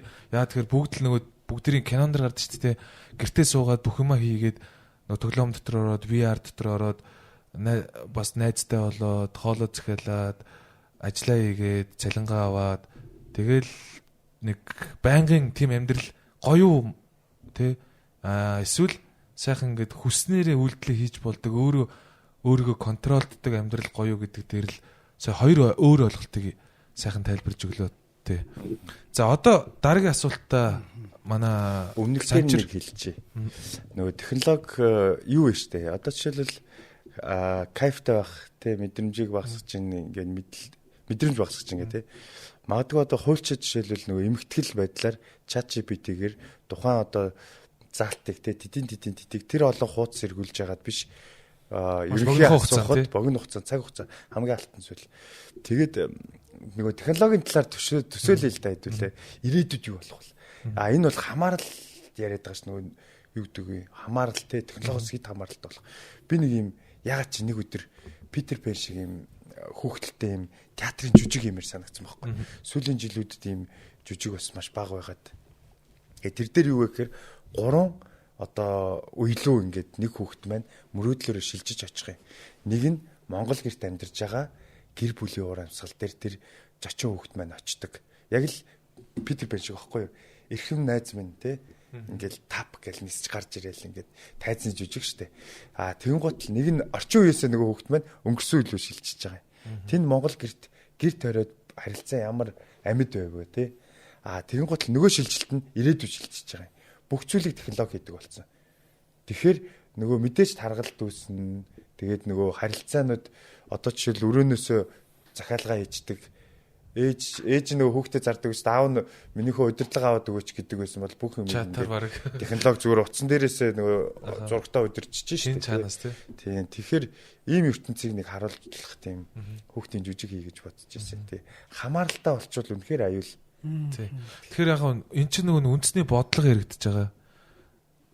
Зарим ухаалаг үйлдэлүүд хийж маш зөв улсууд зөндөө байна тий. За яг энэ сэдв дээр бас нэг юм хөндөд ярьчих. Зарим зүйлсийг технологижуулах нь зөв, зарим зүйлсийг технологижуулах хэрэггүй гэдэг ойлголтыг бид нар ялгаж салгаад улсын бодлоготой тусахгүй бол нөгөө бид нар ч төөрөөд нөгөө хүүхдүүд ч тэр нөгөө бид нар өөрсдөө яахаач мэдэхгүй байгаад байгаа нь л асуудал байна л та. Тэгэхгүй бол бүгдээрээ энийг бодлогоор шийдсэн юм бол амар. Одоо жишээ сүүлд нэг мэдээ явуулсан та тэрэн дээр юу гэж бодож байна? Австрал улс те сошиал медиаг бага насны хүүхдүүд одоо ингээд блоклж байгаа шүү дээ тий. Сошиал медиагийн платформуудыг бага насны хүүхдүүд хэрэглээг нь багасгаж байгаа. YouTube гэдэг. Тэр энэ дээр одоо Монгол одоо зохицуулт хэрэгтэй юу үгүй юу гэж боддог вэ? Тэр Австралийн үйлдэлийг зөв гэж бодож байгаа юу, буруу гэж бодож байгаа юу? Зөв. Үнэхээр хамгийн зөв бол яг тэр үйлдэл. Яг үгээр өнөөдөр хүүхдүүд хэлд орохдоо монгол хэлээр хэлд орохгүй байна. Нэгдүгээр зүйл нь, хоёрдугаар зүйл нь монголчууд хитрхи гадны соёл үзээд монгол хүн гэдгээ мартчихсан байна. Гуравдугаарт бид нэр ингээд гадны контентыг үзээ, гадны амьдралыг хараад гаднаас ингээд харсаараад өөрлөгөө ингээд өнгөж чадахгүй бүр ингээд завсар цай болтохгүй юм тий. Харин тийм завсар цай болтохгүй. Өдөрт ингээд хэдэн зуун рил ухаж байгаа юм бэ бүр. Тэгэд яг би ингээд энэ зах зээлд ажиллаж байгаа хүн мэдж байгаа штэ. Үзэгчдийн яг энэ үзэж байгаа хүний анхаарлыг авахын тулд юу хийдэг, ямар их хөдөлмөр гардаг. Тэгээ ард нь яг ямар техникүүд, ямар арга барилыг аваад энэ хүнийг донтуулаад энэ хүнийг үзэгчээ байлгаад энэ хүнийг урт хугацаанд энэ хүнээс худалдаа авалт хийх вэ гэдэг юм чинь амар их юм явж байгаа. Тэгэхээр бид нэр ялтгүй контент гэдэг зүйлийг хүүхдүүд дээрээ ядаж нэг жоохон хэмжээ хязгаартай байлгахгүй бол тэгтээ одоо хэмжээ хязгаар тогтооход хэцүү болцсон. Хөшигний ардлыг хэлж штэ тий. Бидний зорилго таныг донтуулах. Энэ яг мэдээлэлээс холбоотой зэвсэг болчиход байгаа юм л да. Нөгөө худалдааны зэвсэг, сурчлагын зэвсэг энэ бүх амьдрал чи яг үндэ бол бас бизнестэй тогтож байгаа, өгөөж авалцж байгаа. Хүн бүр бизнес хийж хэн нэгэндээ өгдөг, нөгөөдг нь авдаг, олсон мөнгөөрөө нэг найзад нь бас хөрөнгө оруулдаг. Одоо 3 биеиндээ мөнгөө ингээл сэлгээл яваад байгаа.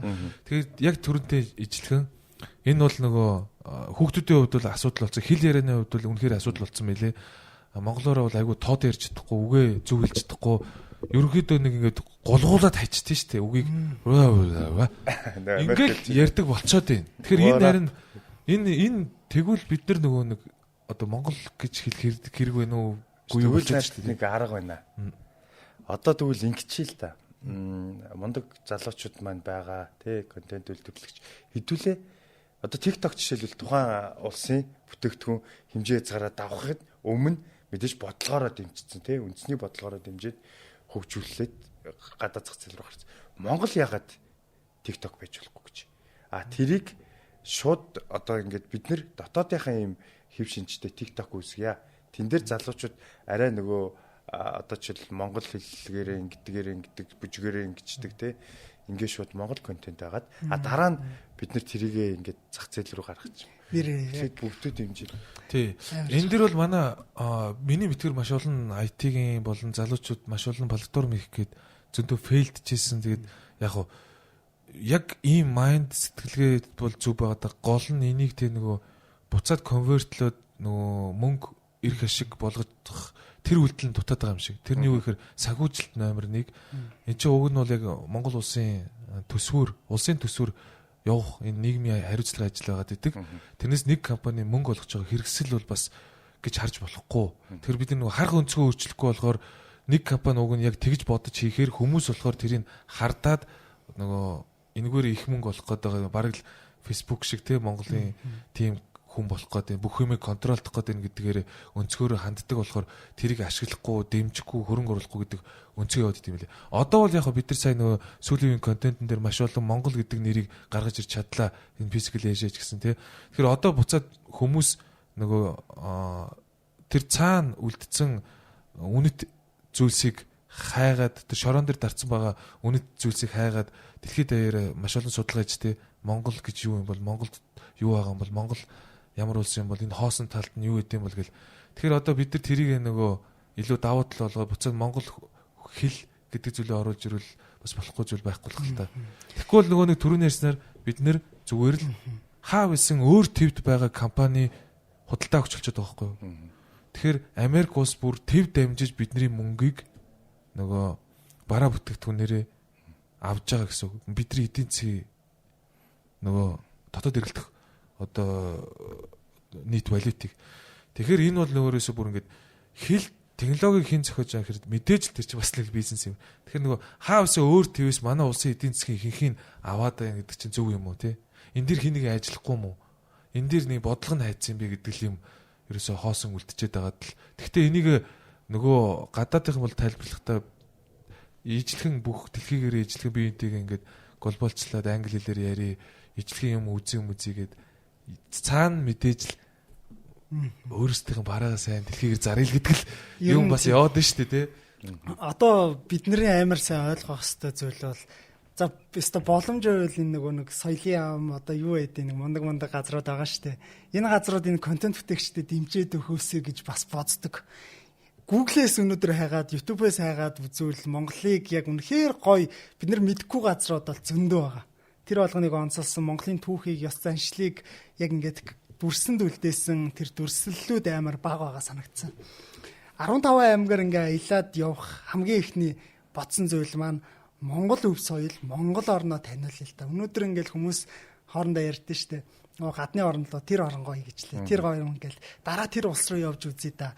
Тэр надад амар жоохон сонин сонсогдсон. Тэгээд яг хуу тэх ёстой, дэлхийг үзэх ёстой, дэлхий дээр ирснийх. Гэтэл Монгол улсад бүгд жил болгон хөвцөглөл рүү явдаг ч юм уу. Нутг руугаа явдаг тохиолдол байна. Тийм Монгол хүмүүсийн бас нэг хийх ёстой нэг соёлын чухал зүйл нь магадгүй гэр бүлэрээ нэг аймгийг жилд нэг удаа очиж үздэг ч юм уу. Тэгээд очиж үзэхгүй байгаа тэр шалтгааныг нь бодсон чинь тэр аймгаа яг үндэ мэдэхгүй байна. Би Монгол орныхон талаар ингээ контент хийгээд ингээ оруулсан чинь хүмүүс бүр ингээ гайхаад хүүе ийм газар бас байдаг байсан юм уу? Хүүе энэ түүх нь ямар гоё юм үү гэд ингээд явж байгааг зүгээр ганцхан санчир гэдэг хүн бүтээж яхад хүмүүс ингэж анхаарал нь байгаад ингэж сонирхоод үзэж байгаа юм чинь энэ бусад зах зээл дээр энэ Монгол улсын үнэт өв түүх бит болон бит бос зүйлүүд ер нь яг юу болж байгаа юм болоо гэдэг нэг тийм сонин бид нар өөрсдөө мэдхгүй байж нөгөө тэд нар бас яаж мэдхин те. Тэгэд нэг амар за юунасаач болсон юм бүү мэд энэ чиглэлийг бас үнэхээр бүр ингээд дэмждэг байх нь өөрөө чухал гэдэг зүйлийг бид нэр ингээд мартчихсан юм шиг байлээ. Тэг бодлого л доо тий. Би манай нэг найз бас ингээд аялал ингээд өөр ингээд аймагуудыг ингээд таниулъя гэхэд ингээд хөөцөлтөл явсаач өө андааста бүтэхгүй байна дэмжих газар олдохгүй байна. Монголоор дөрөн шороо шүү дээ. Монголд шорооноос өөр юу үзэх гээд байгаа юм бэ гэд хэлсэн шүү дээ. Тэгээд би яг ийшээ ингээд зориглоод ороод явж байхдаа яг тэр найзынхаа анзаараагүй нэг юм анзаарсан энэ шороо гэж болно. Гэхдээ асар их түүхтэй шороо юм байна.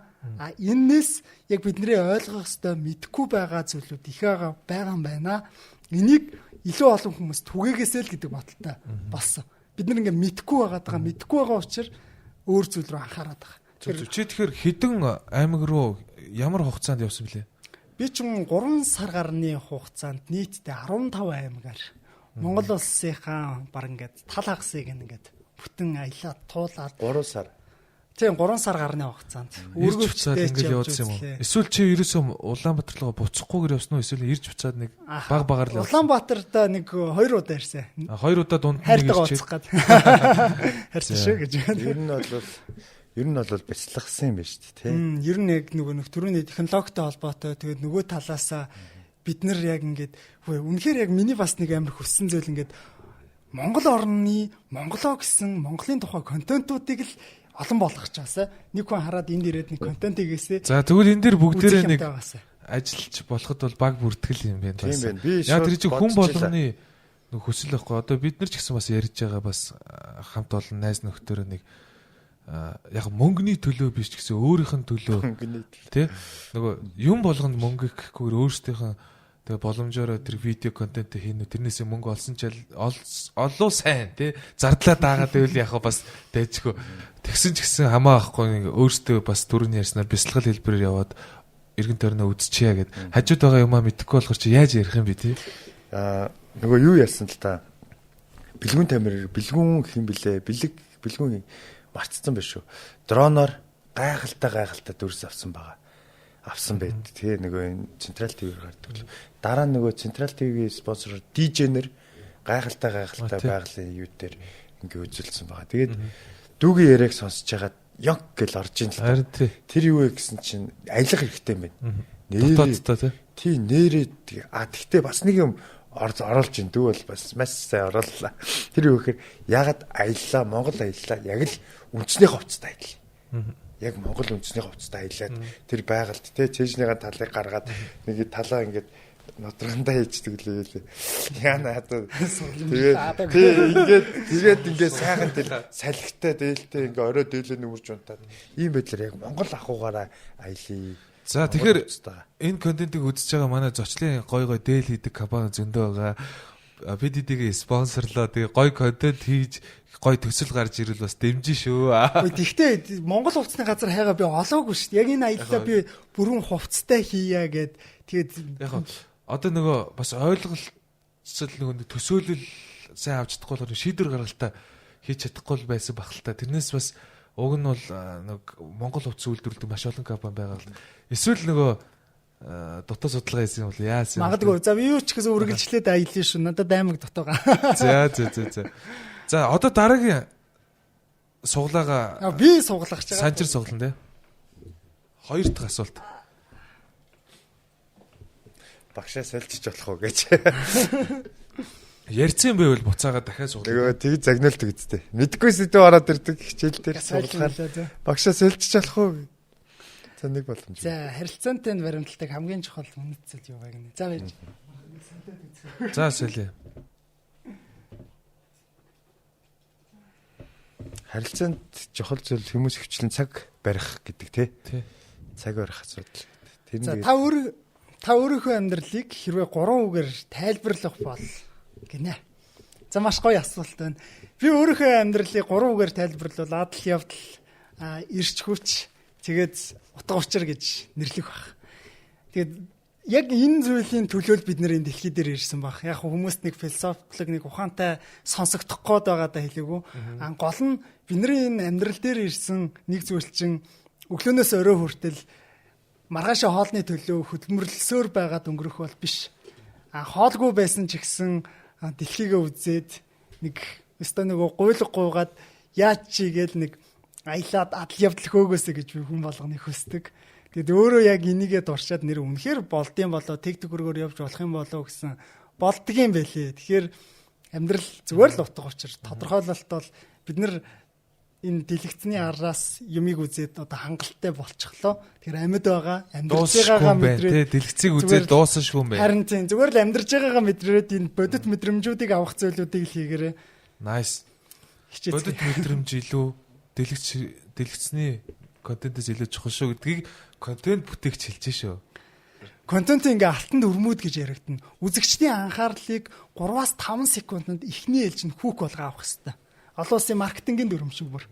За дараагийн 18-аас 26 секундын хооронд үзэгчдэд нэг бол мэдлэг, нэг бол боловсрол, нэг бол хэрэгцээ хүслийг нь хангасан мэдээллийг өгөх хэрэгтэй.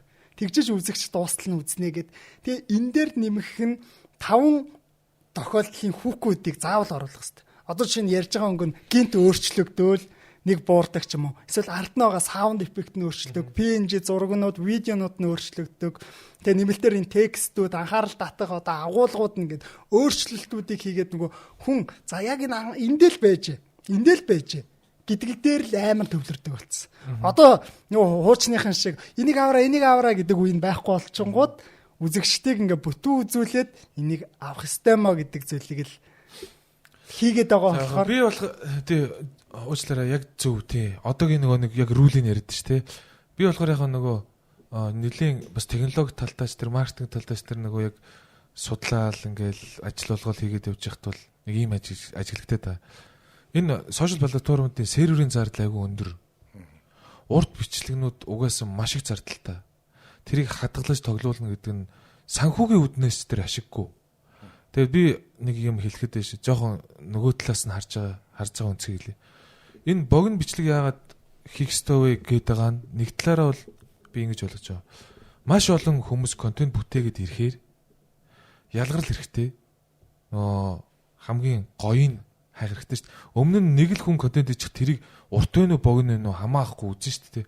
Тэр чинь ингээ 1000 олцоор чинь би бас нэг хураангуй юм хурдан үзмээр шүү дээ. Бас тэр 1000-аа сонголтоо хийх гээд энэ арай алуу хурдан газ ойлгомжтой яг миний нөгөө мэдээлэл авдаг тархины хурдтай баг таарад байна гэд. За нэг талтаа нэг тийм нөгөө олон их контент байгаа болохоор ялгархын тулд тийм стратеги өрсөлдөөн яваад тэр дотроос нь хин гой дуу ашиглаж ийн байнга шилждэг хин эдиттэй сайн байна гэдэг нь арай илүү давуу тал болоод тэр нь тэгээд нөгөө алгоритмаараа дээшээ яваад тэр нь ч гэсэн хүмүүс таалагдаад нөгөө илүү их нөгөө графикчд нь нөгөө контент бүтээгч нар болоод жирийн хүмүүсүүдийг графикч болгоод яагаад гэвэл маш олон төлөвлөд өөрсдөө эдит хийдэг болсон. Instagram өөрөө ч гэсэн CapCut-гүйгээр сайн эдит хийдэг болж байна тий. Тэгэхээр нөгөө хүмүүс өөрсдөө баг график дизайнер шиг юм ажиллаж чаддаг лаг болоод эхлэхээр бөөн графикч өрсөлдөөд эхэлчихэж байгаа хөө тий. Контентоор. Тэгэхээр хин гоё нүүцэн нэг талаар хоёр дахьд бол тэр түрүүний ярьсан тэр серверийн зардал бол маш өндөр гардаг учраас энэ бол угаасаа богино бичлэгээр л хязгаарлахгүй бол нөгөө хэрэггүй контентуудыг их хэмжээгээр хадгалж тоглуулах нь өөрөө айгүй юутэй экосистемд айгүй хортой яа тэр чинь маш их ус, маш их тог, маш их цахилгаан, маш их дулаан энерги ялгардаг учраас юм болгоныг ингэ шорт болох хэвээр. Яа тэр хэдэн тэрбум хүн нэг бичлэг нэг өдөр оруулахад л энэ сервер чинь бүр амар их нэг ус цахилгаан агаар юу хэрэгтэй. Тэр шиг зүйл бас явагдаад байгаа. Тэгэхээр энд бол би нэг яг ийм бидрийг удирдагдаад байгаа гэж хэлээд бас нэг талаараа ойлгоход бас болно. Юу гэхээр тэр бодлогыг хэн гаргаад тэр Instagram-ийн 1 минут 30 те тэр эсвэл одоо short YouTube-ийн short-ийн минутыг яагаад тэгээд тавиад байгаа. Яагаад 5 секунд гэдэг байгаа. Яагаад тэгээд тэгэхээр одоо сүүлийн үеийн хүүхдүүд чи бүгдээрээ нөгөө юмыг ингэж удаан үзэж чадах болчихсон шүү дээ. Цаг 30 минутын кино театрт үзэхээс залхдаг болчиход байна. Netflix-ийн кино хүртэл урттаад байна. Тэнгүүд нь эпизод болгоод амар жижигээр нэг 40 минут болгоод байна тий. Тэр энэ чинь нөгөө хүний түрүүний ярьсан анхаарал төвлөрөх чадварнууд богиносоод эхлэхээр л нөгөө кино бүтээгч чинь урт кино ихийг нөгөө яг вэ нэг 60 70 80-аад оныхон бол дуртай байж магадгүй. Гэхдээ дийлэнх нөгөө буцаад бизнесээр ярил сегментээ бодоод худалдаа авалтаа бодвол дийлэнх үзэгчд нь яг оюутан залуучуудын нэг өөрийгөө нэг юм entertainment-ээр тижээдэг үе дээр байдаг болохоор тэр хүмүүсийг л чиглэсэн юм хийвэл амжилт болно тий. Тэгэхээр яг би нэг айгүйг харддаг байхгүй бас зарим юмнуудыг яагаад ингэж байгаа бол гэдэг. Тэгээ нөгөө яг энэ ямар шалтгаанаар ингэчүү тэгчүү гэдэг нөгөө технологийн апдейтуудыг учир шалтгаанд хайж тийм л зүйлийг бас дэвшүүлжлээ л да. Би сая яг бодлоо л да. Яг наастэй дээлийн нас илүү богино хугацаанд айгүй гоё мэдээлэл өгөөд энэ эхлэлтэй болов гэж бодоод байна л да. За тэгээ серверийн зардал яригч. Тэгэхээр нөө түрүүн хэлсэн технологийн хамаарал чи аюултай гэдэг чинь нэрээ одоо гарч ирж байгаа юм шиг байна. Ягаад тэгэхээр богино хугацаанд ийм мэдээлэл өгөөд ингэхээр чинь улам богино болоод байгаа. Бодох боломж өгөхгүй байна шүү дээ гэж үзээд байна л да. Тэр чинь нөгөө хакинг гоо нөгөө brain hack гэж боддог. Нөгөө маркетингийн бас нэг зөндөө юунууд байгаа шүү дээ. Арга хэрэгслүүд байгаа. Тэрний дотор нөгөө нэг ховсдох руугаа бүртэл очих гээд байгаа байхгүй. Яг үндэ хүнийг хэдэн секундын дотор шийдвэр гаргуулж ин гэдэг чинь энэ бол ховсын техник рүү ойртож байгаа байхгүй. Ер нь бол. Тэгэхээр одоо бол би тэгж айдаг байхгүй. Удахгүй контент бүтээгчнэр ховсдог болчих шахаад байгаа байхгүй. Нөгөө шууд нөгөө ингээд өдөд ертөнцөөс нь гаргаад тэр шууд бараг худалдаж авах ёстой юм шиг ойлгуулад заавал авъя гэдэг конопын дартал нь нөгөө техникүүдийг хэрэглээд байгаа. Тэрэн дотор нь өнгө, дуу, түрүүн ярьсан шүү дээ. Өнгө, дуу, дүрс энэ чинь ховсын техник рүү ороод эхэлж байгаа гэсэн үг л дээ бараг л. Би нөгөө Canon дээр амир юу яаж байна. Одоо сүүлд бүр дэндүү богинохон болоод нөгөө хятадны кино байгаа шүү дээ. Драм. Тийм махшаар шорсон чинь та тэр бомт ингээд үгүй гэдгсэн чи та андуураад нэрээ тэр бомт гэдэг аваачаад маш бүгд. Тэгэн гол гайхамшиг нь юунд байдаг вэ гэхээр кино ч өөрөө тэр хүний нүүрний хувирлаар тэр хэлсэн үгийг дараа нь бид нэр ингээд бодоод тэр ийм агуулгатай хэлсэн байна гэдэг гайхамшиг тарих ажиллах боломжийг олохгүйгээр шууд бэлдэж өгч байгаа. Акшн. Энэ одоо шарлаг хийж байгаа хүн баян байх магадaltaй бодох амжаагүй багт ингээд явж байгаа. Энэ бас нөгөө тархины хүмүүсүүдийн тарих илүү их хөгжлийн үе дээр ирээд бүгд ижилхэн сэтгэх потенциалтай болоод эхэлж байгаа байхгүй юу? Нөгөө дээр үе эрдэмтдийн тархитай ижилхэн болж байгаа бидний тарих. Ер нь бол бидний дээр үе эрдэмтдийн нөгөө сэтгэн бодох чадвар одоогийн жирийн залуу ихтэй би бол баг төгөж очин гэж ойлгоод байгаа байхгүй юу? Яа тэр бүгд л баг эрдэмтдийн шахуу бүгд нэг шинэлэг бизнесүүд хийгээ сэдэд эхэлчлээ. Шинэ онлуудыг дэвшүүлээд эхэлчлээ. Тэгэхээр бидний нөгөө нэг мэдээлэл авах хурд чинь тархийг хөгжүүлээд буцаад нөгөө хүн болгоны тарих сайн болоод хөгжөөд эхлэхээр нөгөө юмыг олон хэлэлцгүйгээр ойлгодог гэдэг нь шүү дээ. Одоо нөгөө ярихгүйгээр ойлгодог гэдэг нь одоо баг амар фантаз кинонууд төр тэгдэж шүү дээ. Ингээд ойлгоцоо. Баг биенийхээ нүд рүү хараад жоого ингэжсэн гэл ойлгоо явдаг болох гээд байна л та баг л нөгөө дээд зэгтээ тулуул тэр нөгөө давтамжаар ойлголцол руу очно. Энэ тэгтээ фантаз зүйл бах тий. За санчраас асуу. Ер нь одоо ингээд онлайн худалдаа ч юм уу шинээр анх удаа юм цахим ертөнцид бизнесээ эхлүүлж байгаа хүмүүст те одоо контент бүтээгчийн зүгээс ямар зөвлөгөө өгөх маркетинг яаж эхлүүл зүгээр юм бэ? Одоо бизнес гэдэг салбарын яг энэ чиглэлийн хамгийн чухал зүйл бол маркетинг болчихсон. Үндсэндээ бид нэр хийж байгаа ажил чинь 3 үе шатал хийж байгаа шүү дээ. Эхлээд маркетинг нь явж иж бид нар борлуулалтаа байна. Борлуулалт явж иж бид нар үйлчилгээг үүсгэл. Тэр яг энэ үйлчилгээний үе шат хүртэлх бид нар мөнгө олох хүртэл маркетингийн үе шат бол өнөөдөр хамгийн чухал нь болсон. Ялангуяа үзэгчдэд маш олон сонголттой болчихсон учраас. Тэр яг энэ чиглэлээр ажиллаад эхэлж байгаа бол яг энэ үүсгэн байгуулагч өөрөө зөв үрээ тарих хэрэгтэй.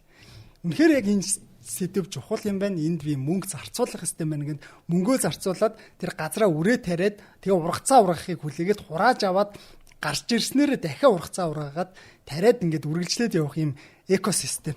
Тэнгүүд ингээд бизнес эрхлэгчдийн гаргаж ирдэг хамгийн том алдаа нь маркетинг гэдэг зүйлийг үл хашаадаг. Яг үүндээ нөгөө нэг дээр үеийн аргаар явдаг аргууд чинь бүгд ингээд хуучраад явж байгаа.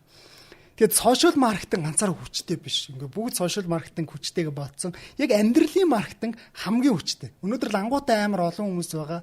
Яг энэ хүмүүсийн хийх ёстой зүйл юу вэ гэхээр гадны орноор ингээд явж үзэнгүүд бизнес эрхлэгч маань анзаарсан баг.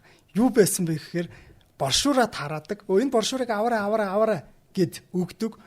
Бизнес руу н оронгууд нь үнгүй чихэр боорцгоор дайлдаг, үнгүй цай уулгадаг. Ийм энгийн зүйлүүд өөрөө таны бизнес дээр бодит маркетинг нь олж чаддаг. Ганцхан сошиал маркетингээс илүү яг амьдрал дээр байдаг маркетинг бол хамгийн хүчтэй. Би нэг хүн дээр нэг амар том туршилт хийгээд тэр маань бүтчихсэн. Би яг ингээ хятад руу явчаад ирчээд тэгээд юу болсон бэ гэхээр надад ингээ боршуур өгөөд хятадчаа айгүй их боршуур тараал. Би тэр нэг тоохгүй хайчаа байжсэн чинь нэг дэлгүүр надад нэг талд нь ингээ чихэр үдээд өгчихсөн. Тэгээд би чихрийг нь задлаад идчих та нөгөө ойлгохгүй байгаа хятад бичгээ орчуулаа харж ирсэн. Тэгээд би нэг ихчгүүд за над дээр амар ингээ том кейсэрч ирж байгаа байхгүй. Их чинь анхны ингээ хөрөнгө оруулалтаа хийгээд мөнгөтэй болоод чадчихад тэнгүүдээ байраа зараад энэ бизнес рүү орчлоо. Гоо сайхны бүтээгдэхүүн 2 жилийн хугацаатай. Одоо жил нь өнгөрчихлөө. Их чинь одоо бүр ингээ тартагдаа тулаад их чинь ингээ өрөнд ороод ингээ бараг ингээ амар хэцүү байна гингүүд нь би яг тэр аргыг зааж өгöd. За ихчээ та юу ачих нэг нуугүй хэлэхэд эн чин 1 жилдээ болчих. Та тэгээд энийгээ зараад энэ хэрэглэгчтэй өрөхгүй бол тэгэл 6 сар өнгөрөхөд 6 сараас хойш яг үндэ тэр чинь ингээл бүр ингээ муудах гад байна. Тийм болохоор та түргэн зар гэд тэр ихчэд би нэг боршуурн дээр та тодорхой үе хямдрал зарчих энийг бариад ирвэл та хэдий үнгөө оншилгоо хийгээд өгчих тэр хүмүүсээ кэрлчих. Тэгээд доор нь нэг жижигхэн чихэр үтчих. Тэгээд хэрэглэгчтэй нь юу болох нь хамтаар яг гэсэн чинь нөгөө зарч чадахгүй байсан хүмүүс маань өдрийн цэвэр ашиг нэг 20-30 сая төгрөг болчихсон. Тэгэд яг энийг би ингээ хэрэгжүүлж үзнийхэн дараа судалж эхэлж байгаа. судалсан чинь хамгийн гоё юм нь юу гарч ирсэн бэхээр тэр боршуур нь өөрөө уламжлалт маркетинг уу номер 1 арга. Одоо автобусны буудал дээр зарлал тавих үнийн дүн бол асар өндөр. 14 буудал дээр ойролцоогоор нэг 10-аас 20 сая төгрөг байдаг. Тэнгүү тэр уламжлалт маркетинг дээр тэр их мөнгө хаяад байгаа шалтгааныг тэгвэл зүгээр жижигхэн боршуур нь багтаачих. Харин боршуур нь багтаах нь нөлөөллийг авчирхаас гадна тэр доор нь байгаа нэг чихрийг идэхэд 5-аас 15 минутанд хүний аж аргалын даавар ялгардаг. Аж аргалын даавар байгаа тохиолдолд хүний шийдвэр гаргалт өөрөө хурдан хийгддэг. Бас сэтгэлд нь хоногшиж үлддэг. Тэгэл тэр ихчд боршуурныхан доор нь чихэр үүдэж өглөө тэр ихч борлуулалт асар өндөр хэмжээнд хийсэн. Тэгэхээр ийм худалдааны бизнес хийж байгаа хүмүүс байвал маш олон лангуунууд өрсөлдөгчд байгаа. Та магадгүй нэг хувцас арддаг байлаа гэхэд орж ирж байгаа үйлчлүүлэгч ядарсан уу бодон дээр суу энэ чихэр дээрээ цай уух уу кофе уух ууг асуувал үйлчлүүлэгч гайхна. Яагаад вэ гэвэл өмнө насан туршдаа мянган лангуунд орж үзэхэд ганц лангуун ингэж кэрлэг болохоор мянган лангууд орж үзэхэд анхны тэр лангуун тийм байсан учраас тэр хүн худалдаа авдаг бүтээгдэхүүн авахын тулд дахин орно. Дахин үйлчлүүлнэ. Яг үүнтэй адилхан хэрэглэгчдэд бид нэр маркетинг гэдэг зүйлээс гадна амьдрал дээрх маркетингийг хамгийн сайнаар хийж чадвал үнэн ч хэрэглэгчдээ бүрдүүлж чадна. Маркетинг дээр нэг хоёр төрлийн л маркетингийн төрөл байдаг. Энээс шалтгаалаад таны бизнес уртуу богино гэдэг хараан тодорхойлдог. Тэгэхээр нэгдүгээр арга нь юулүрэ арга. Мондог поп юм арай л өстө баахан мөнгөөр зодоо ханалтаа авчдаг. Юулүрийн арга яадаг вэ гэхээр яг юулүр үүсгээд доошоогоо хэрэглэгчээ унгаачдаг. Харин тавгийн арга бол хамгийн үр дүнтэй арга. Хэрэглэгчийг тавган дээр авчирна. Тавган дотроо насан туршид нь эргэлдүүлдэг. Тэр хэрэглэгчийг насан туршид нь өөртөө худалдаа авах гэж байлгадаг.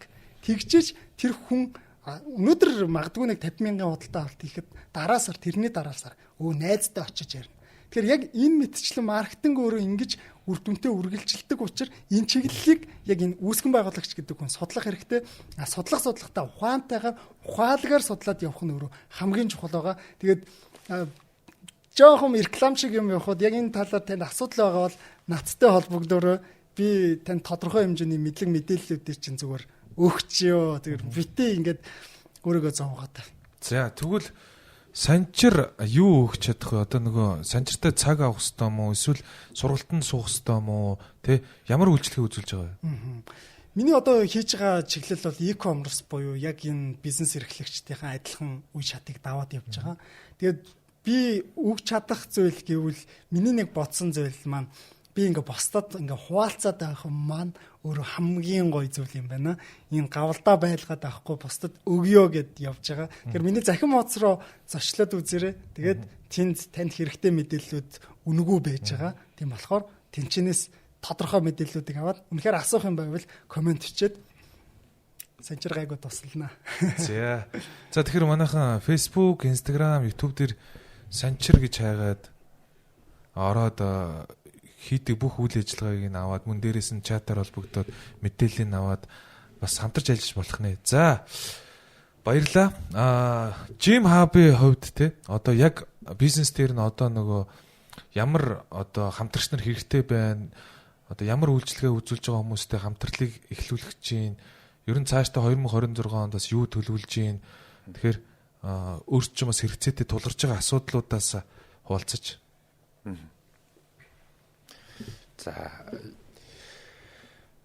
бүх зүйл ер нь бол нөгөө хайр л байна л да. Хайр одоо жишээлбэл энэ Jim Hub бол өөрөө юун дээрээс үүсэлтэй вэ гэхээр хайрын дээрээс нэг сонин сонсогч магадгүй. Гэхдээ нөгөө гэртээ хин нэг нь бие биенийгээ хайрлах тий эхнэр нь нөхрөө хайрлах, нөхөр нь эхнэрээ хайрлах, хүүхдүүдтэй цаг гаргаж одоо ирч хүчтэй байж тоглож хайрлах.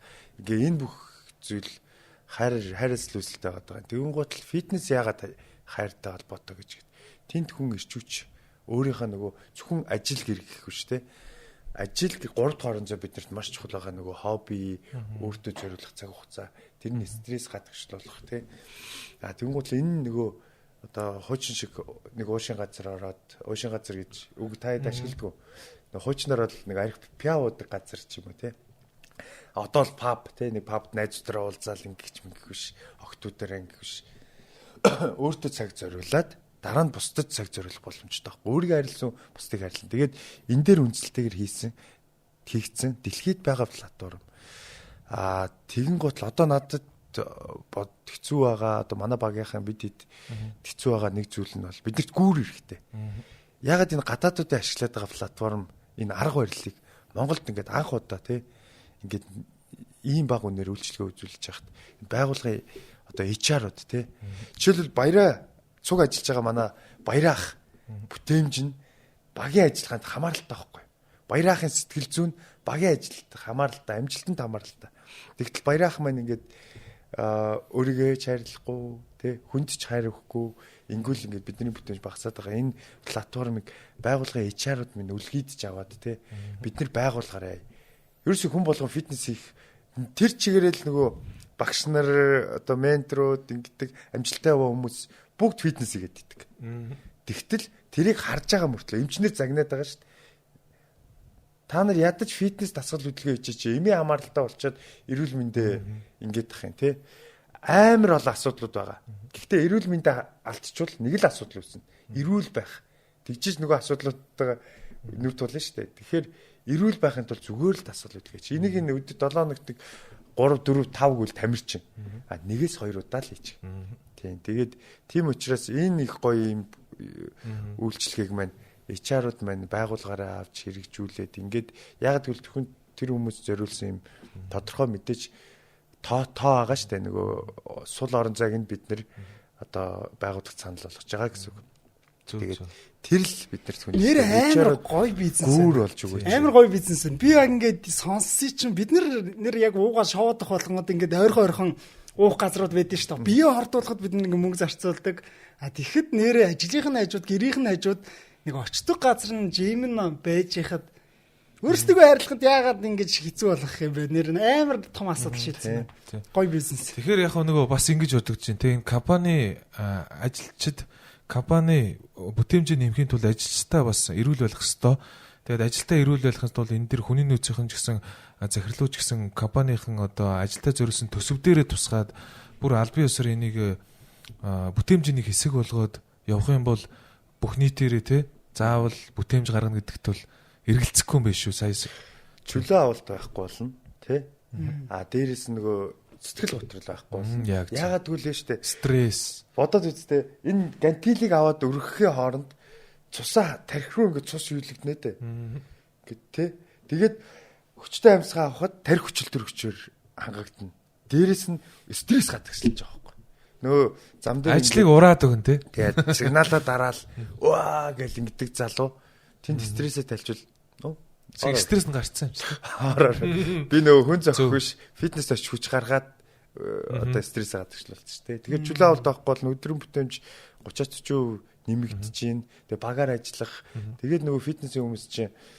бэлтгэлдээ явсан уу гэж хоорондоо мэдлэгддэг байхгүй тэгэхээр тэр байгууллага дандаа эрүүл дадалтай байгааз чи өнөөдөр бэлтгэл хийж амжсан уу ингэсэн үү юу вэ наа юмгүүдээ гэдгийг орон фитнесийнхэн юу вэ дээ юмгүүдээ биш тийм фитнес бол сүм ягаад тэгэхээр тийм дандаа эрэг дадалтай хүмүүс дандаа ингээд өөрийгөө ялан дийлсэн хүмүүс байдаг болохоор тэр авраа дотор ороход айгүй гоё байхгүй за ястаа гоё тайлбарж өглөө манай тэгэхээр жим хабын хувьд те хаанаас мэдээлэл авах уу хаашаа холбогдох уу манай байгууллага хүний нөөцийн жим хаб одоо яг пэйж инстаграм нэр юу вэ? Манай вебсайт gymhub.cg-ийн гэдэг вебсайт байгаа. Тэгээд манай пэйж руу хандаж болно. Facebook gymhub.cg-ийн гэдэг. За ямар ч байсан сүүлийн нэг ганц асуултаа асуучих. Ерөнхийдөө бид нарыг урилгыг хүлээж авсан хоёр зочиндоо бол маш их баярлж байна. За сүүлийн асуулт маань та хэд маань одоо 2026 онд одоо ойрын хугацаанд улирлын төлөвлөгөө гаргаж амжсан байгаа юу? Ер нь юу ихэр зорж ийн тэр ажлынхан бас тий зах цухаас яриач тий 2026 онд юу төлөвлөж байна? Яа 2026 онд нэлээд гоё жил болох байхаа. Яг он гараад бизнесээ эхлүүлнэ гээд бүх зөөлүүдээ одоо захиалчихсан. Зарим буугаад бэлэн болоод тэгээ сошиал яг маркетингийн төлөвлөгөөнүүд маань бүгд ингээд цаг тухайд нь орох тэр зураг пост руу загварууд нь бүгд бэлэн болоо явж байгаа. Оо за. Тийм болохоор яг энэ 26 Удахгүй тэгэл бөмбөг тэслэгээ тийм. Миний хувьд бол маш гоё 26 он болох байхаа. За, Gym Hub-ийн хувьд 26 онд юуг одоо байгаагаас илүү өөрчлөлтүүд ямар өөрчлөлтүүдийг хийхээр ажиллаж байгаа. Түрүү ярьсан AI бас нэг ажил байгаа гэсэн тий. Ер нь бол нөгөө нэг экосистемийг илүү өргөн болгочмаар байна. Яг нэг худалдаа авалт гэж хэлхийн зөв ч юм уу. Одоо юу гэдэг Gmap-ын гишүүн болсноороо маш олон төрлийн боломжуудыг авдаг болтол нь хөгжүүлмээр байна. Тэгээд өөрөөр бол 26 онд бидэд харилцагчийн тоогоо хэд болох вэ? Нэмэх өсөх тийм юу байгаа юу? Зорилго Gmүүд маань нэмэгдхийн хэрэгээр өсөх боломжтой. Гэхдээ яг хит их нөгөө өсөлтөөс илүү чанартай энэ ч өөрөө нөгөө нөлөөлөл واخгүй. Одоо 10,000 хүнд нөлөөлөд дасгал их боломжийг олгоод тухайн хүмүүс дадал болгосны дараа өргөжлүүлээд нөгөө худалдаа авалт хийгээд нөгөө Gmүүдтэйгээ харилцаад ажиллах боломжтой. Дээрээс нь нөгөө бусдад нөлөөлж байгаа. Одоо нэг хүн бичлэг хийгээл би фитнес хийж эхэллээ гэд ингээд ямар зах зээлд нөлөөлөх үү те байгууллагын дотор тэгээд тийм нөлөөлөл явуучих болохоор бид нар нэг юм төлөвлөж байгаа. За ер нь бол бид ийм вакуумжуулсан мэдээллийн юм юун дотор байгаа. Гэхдээ дүүгээс жоохон эсрэг талын юм байж болчих магадгүй шүү. Яг тэгэхээр бүх манай нийтлэл одоо юу гэдэг Монголын энэ нөгөө мэдээллийн сайтууд мэдээлэл бол ийм вакуум орчинд яваад байгаа байхгүй. Тэгтэл бид нар гадаад хэлээр одоо өөр өргөн дэлгэр ингээд мэдээллүүдийг авах боломжтой. Одоо эсвэл үед ингээд хичээл заагаад байж таг хүмүүс онлайнаар ингээ юу гэдэг лээ нөө дижитал юунд тэр бол гаднаас ингээд их хвчлэн өгөгдлүүдийг ингээд орчуулад ингээ өргөд байгаа. Тэгэхээр хүн болгонд нэг хэл сургал асуудал байгаа. Тэгвэл тухайн зөвхөн тэр өгж байгаа өгөгдлөөр биш илүү том цар хүрээнд судалгаа хийх боломжтой байна. AI-ээс эхлүүлээ тий.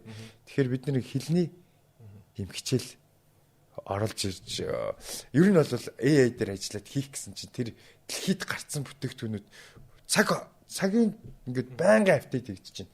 Тэгэхээр франчайз албасны дистрибьютор шинэ бүтээгдэхүүн шинэ зах зээл рүү бас орох гэж байгаа юм байна. Тийм хэл сурах. Тэгээд хэлжээ өө. Яг хоо Элса гэд дэлхийд одоо 6 ер нь бол 6 юм номинацийн эзэн дээрээс нь Элса гэд бүтээгдэхүүн баггүй юу? AI дээр суурилсан 201 мэрэгжлийн хичээлтэй. Тэгээ энийг бас нэвтрүүлэгч ажиллах сонирхолтой, нэвтрүүлэх сонирхолтой. За ингээд Shirley подкастын маань шинэ дугаар урилгыг хүлээж авч оролцсон ютубер Санчир мөн Gmap-ын үүсгэн байгуулагч Алтан сүг нартай хүрэлцэн ирсэнд баярлалаа. Тэгэд үнэтэй хэрэгтэй мэдээллүүд болон өөрийнх нь туршлага мэдлэгийг та бүхэнд бид гурав бас чадах ядгаараа хүргэсэн гэдэгт итгэлтэй байна. Тэгээ өөртөө бас цаг зарцуулах ёстой, өөрийнхөө үнцнийг нэмэгдүүлэх ёстой. Тэгэхээр бүгд биеиндээ үнцнээ хаваалцаж хамтдаа илүү юм сайхан одоо гэрэлт сайхан амьдралыг одоо бүтээцгээе. За тэгээ ямар ч гэсэн та хоёртаа маш их баярлалаа. Тэгээд та хоёрын цаашдын ажил үстний ямар ч сайн амжилт хүсье. Тэгээд удахгүй бас дараагийн бидний хийж байгаа ажлууд дээр бүгдээрээ хамтраад явна гэдэгт итгэлтэй байна. За амжилт хүсье. За маш их баярлалаа. За тэгээ фоллоу дараад илүү олон хүмүүст хүргээрэй дээ хүмүүсээ. Shirley гэж. За баярлалаа.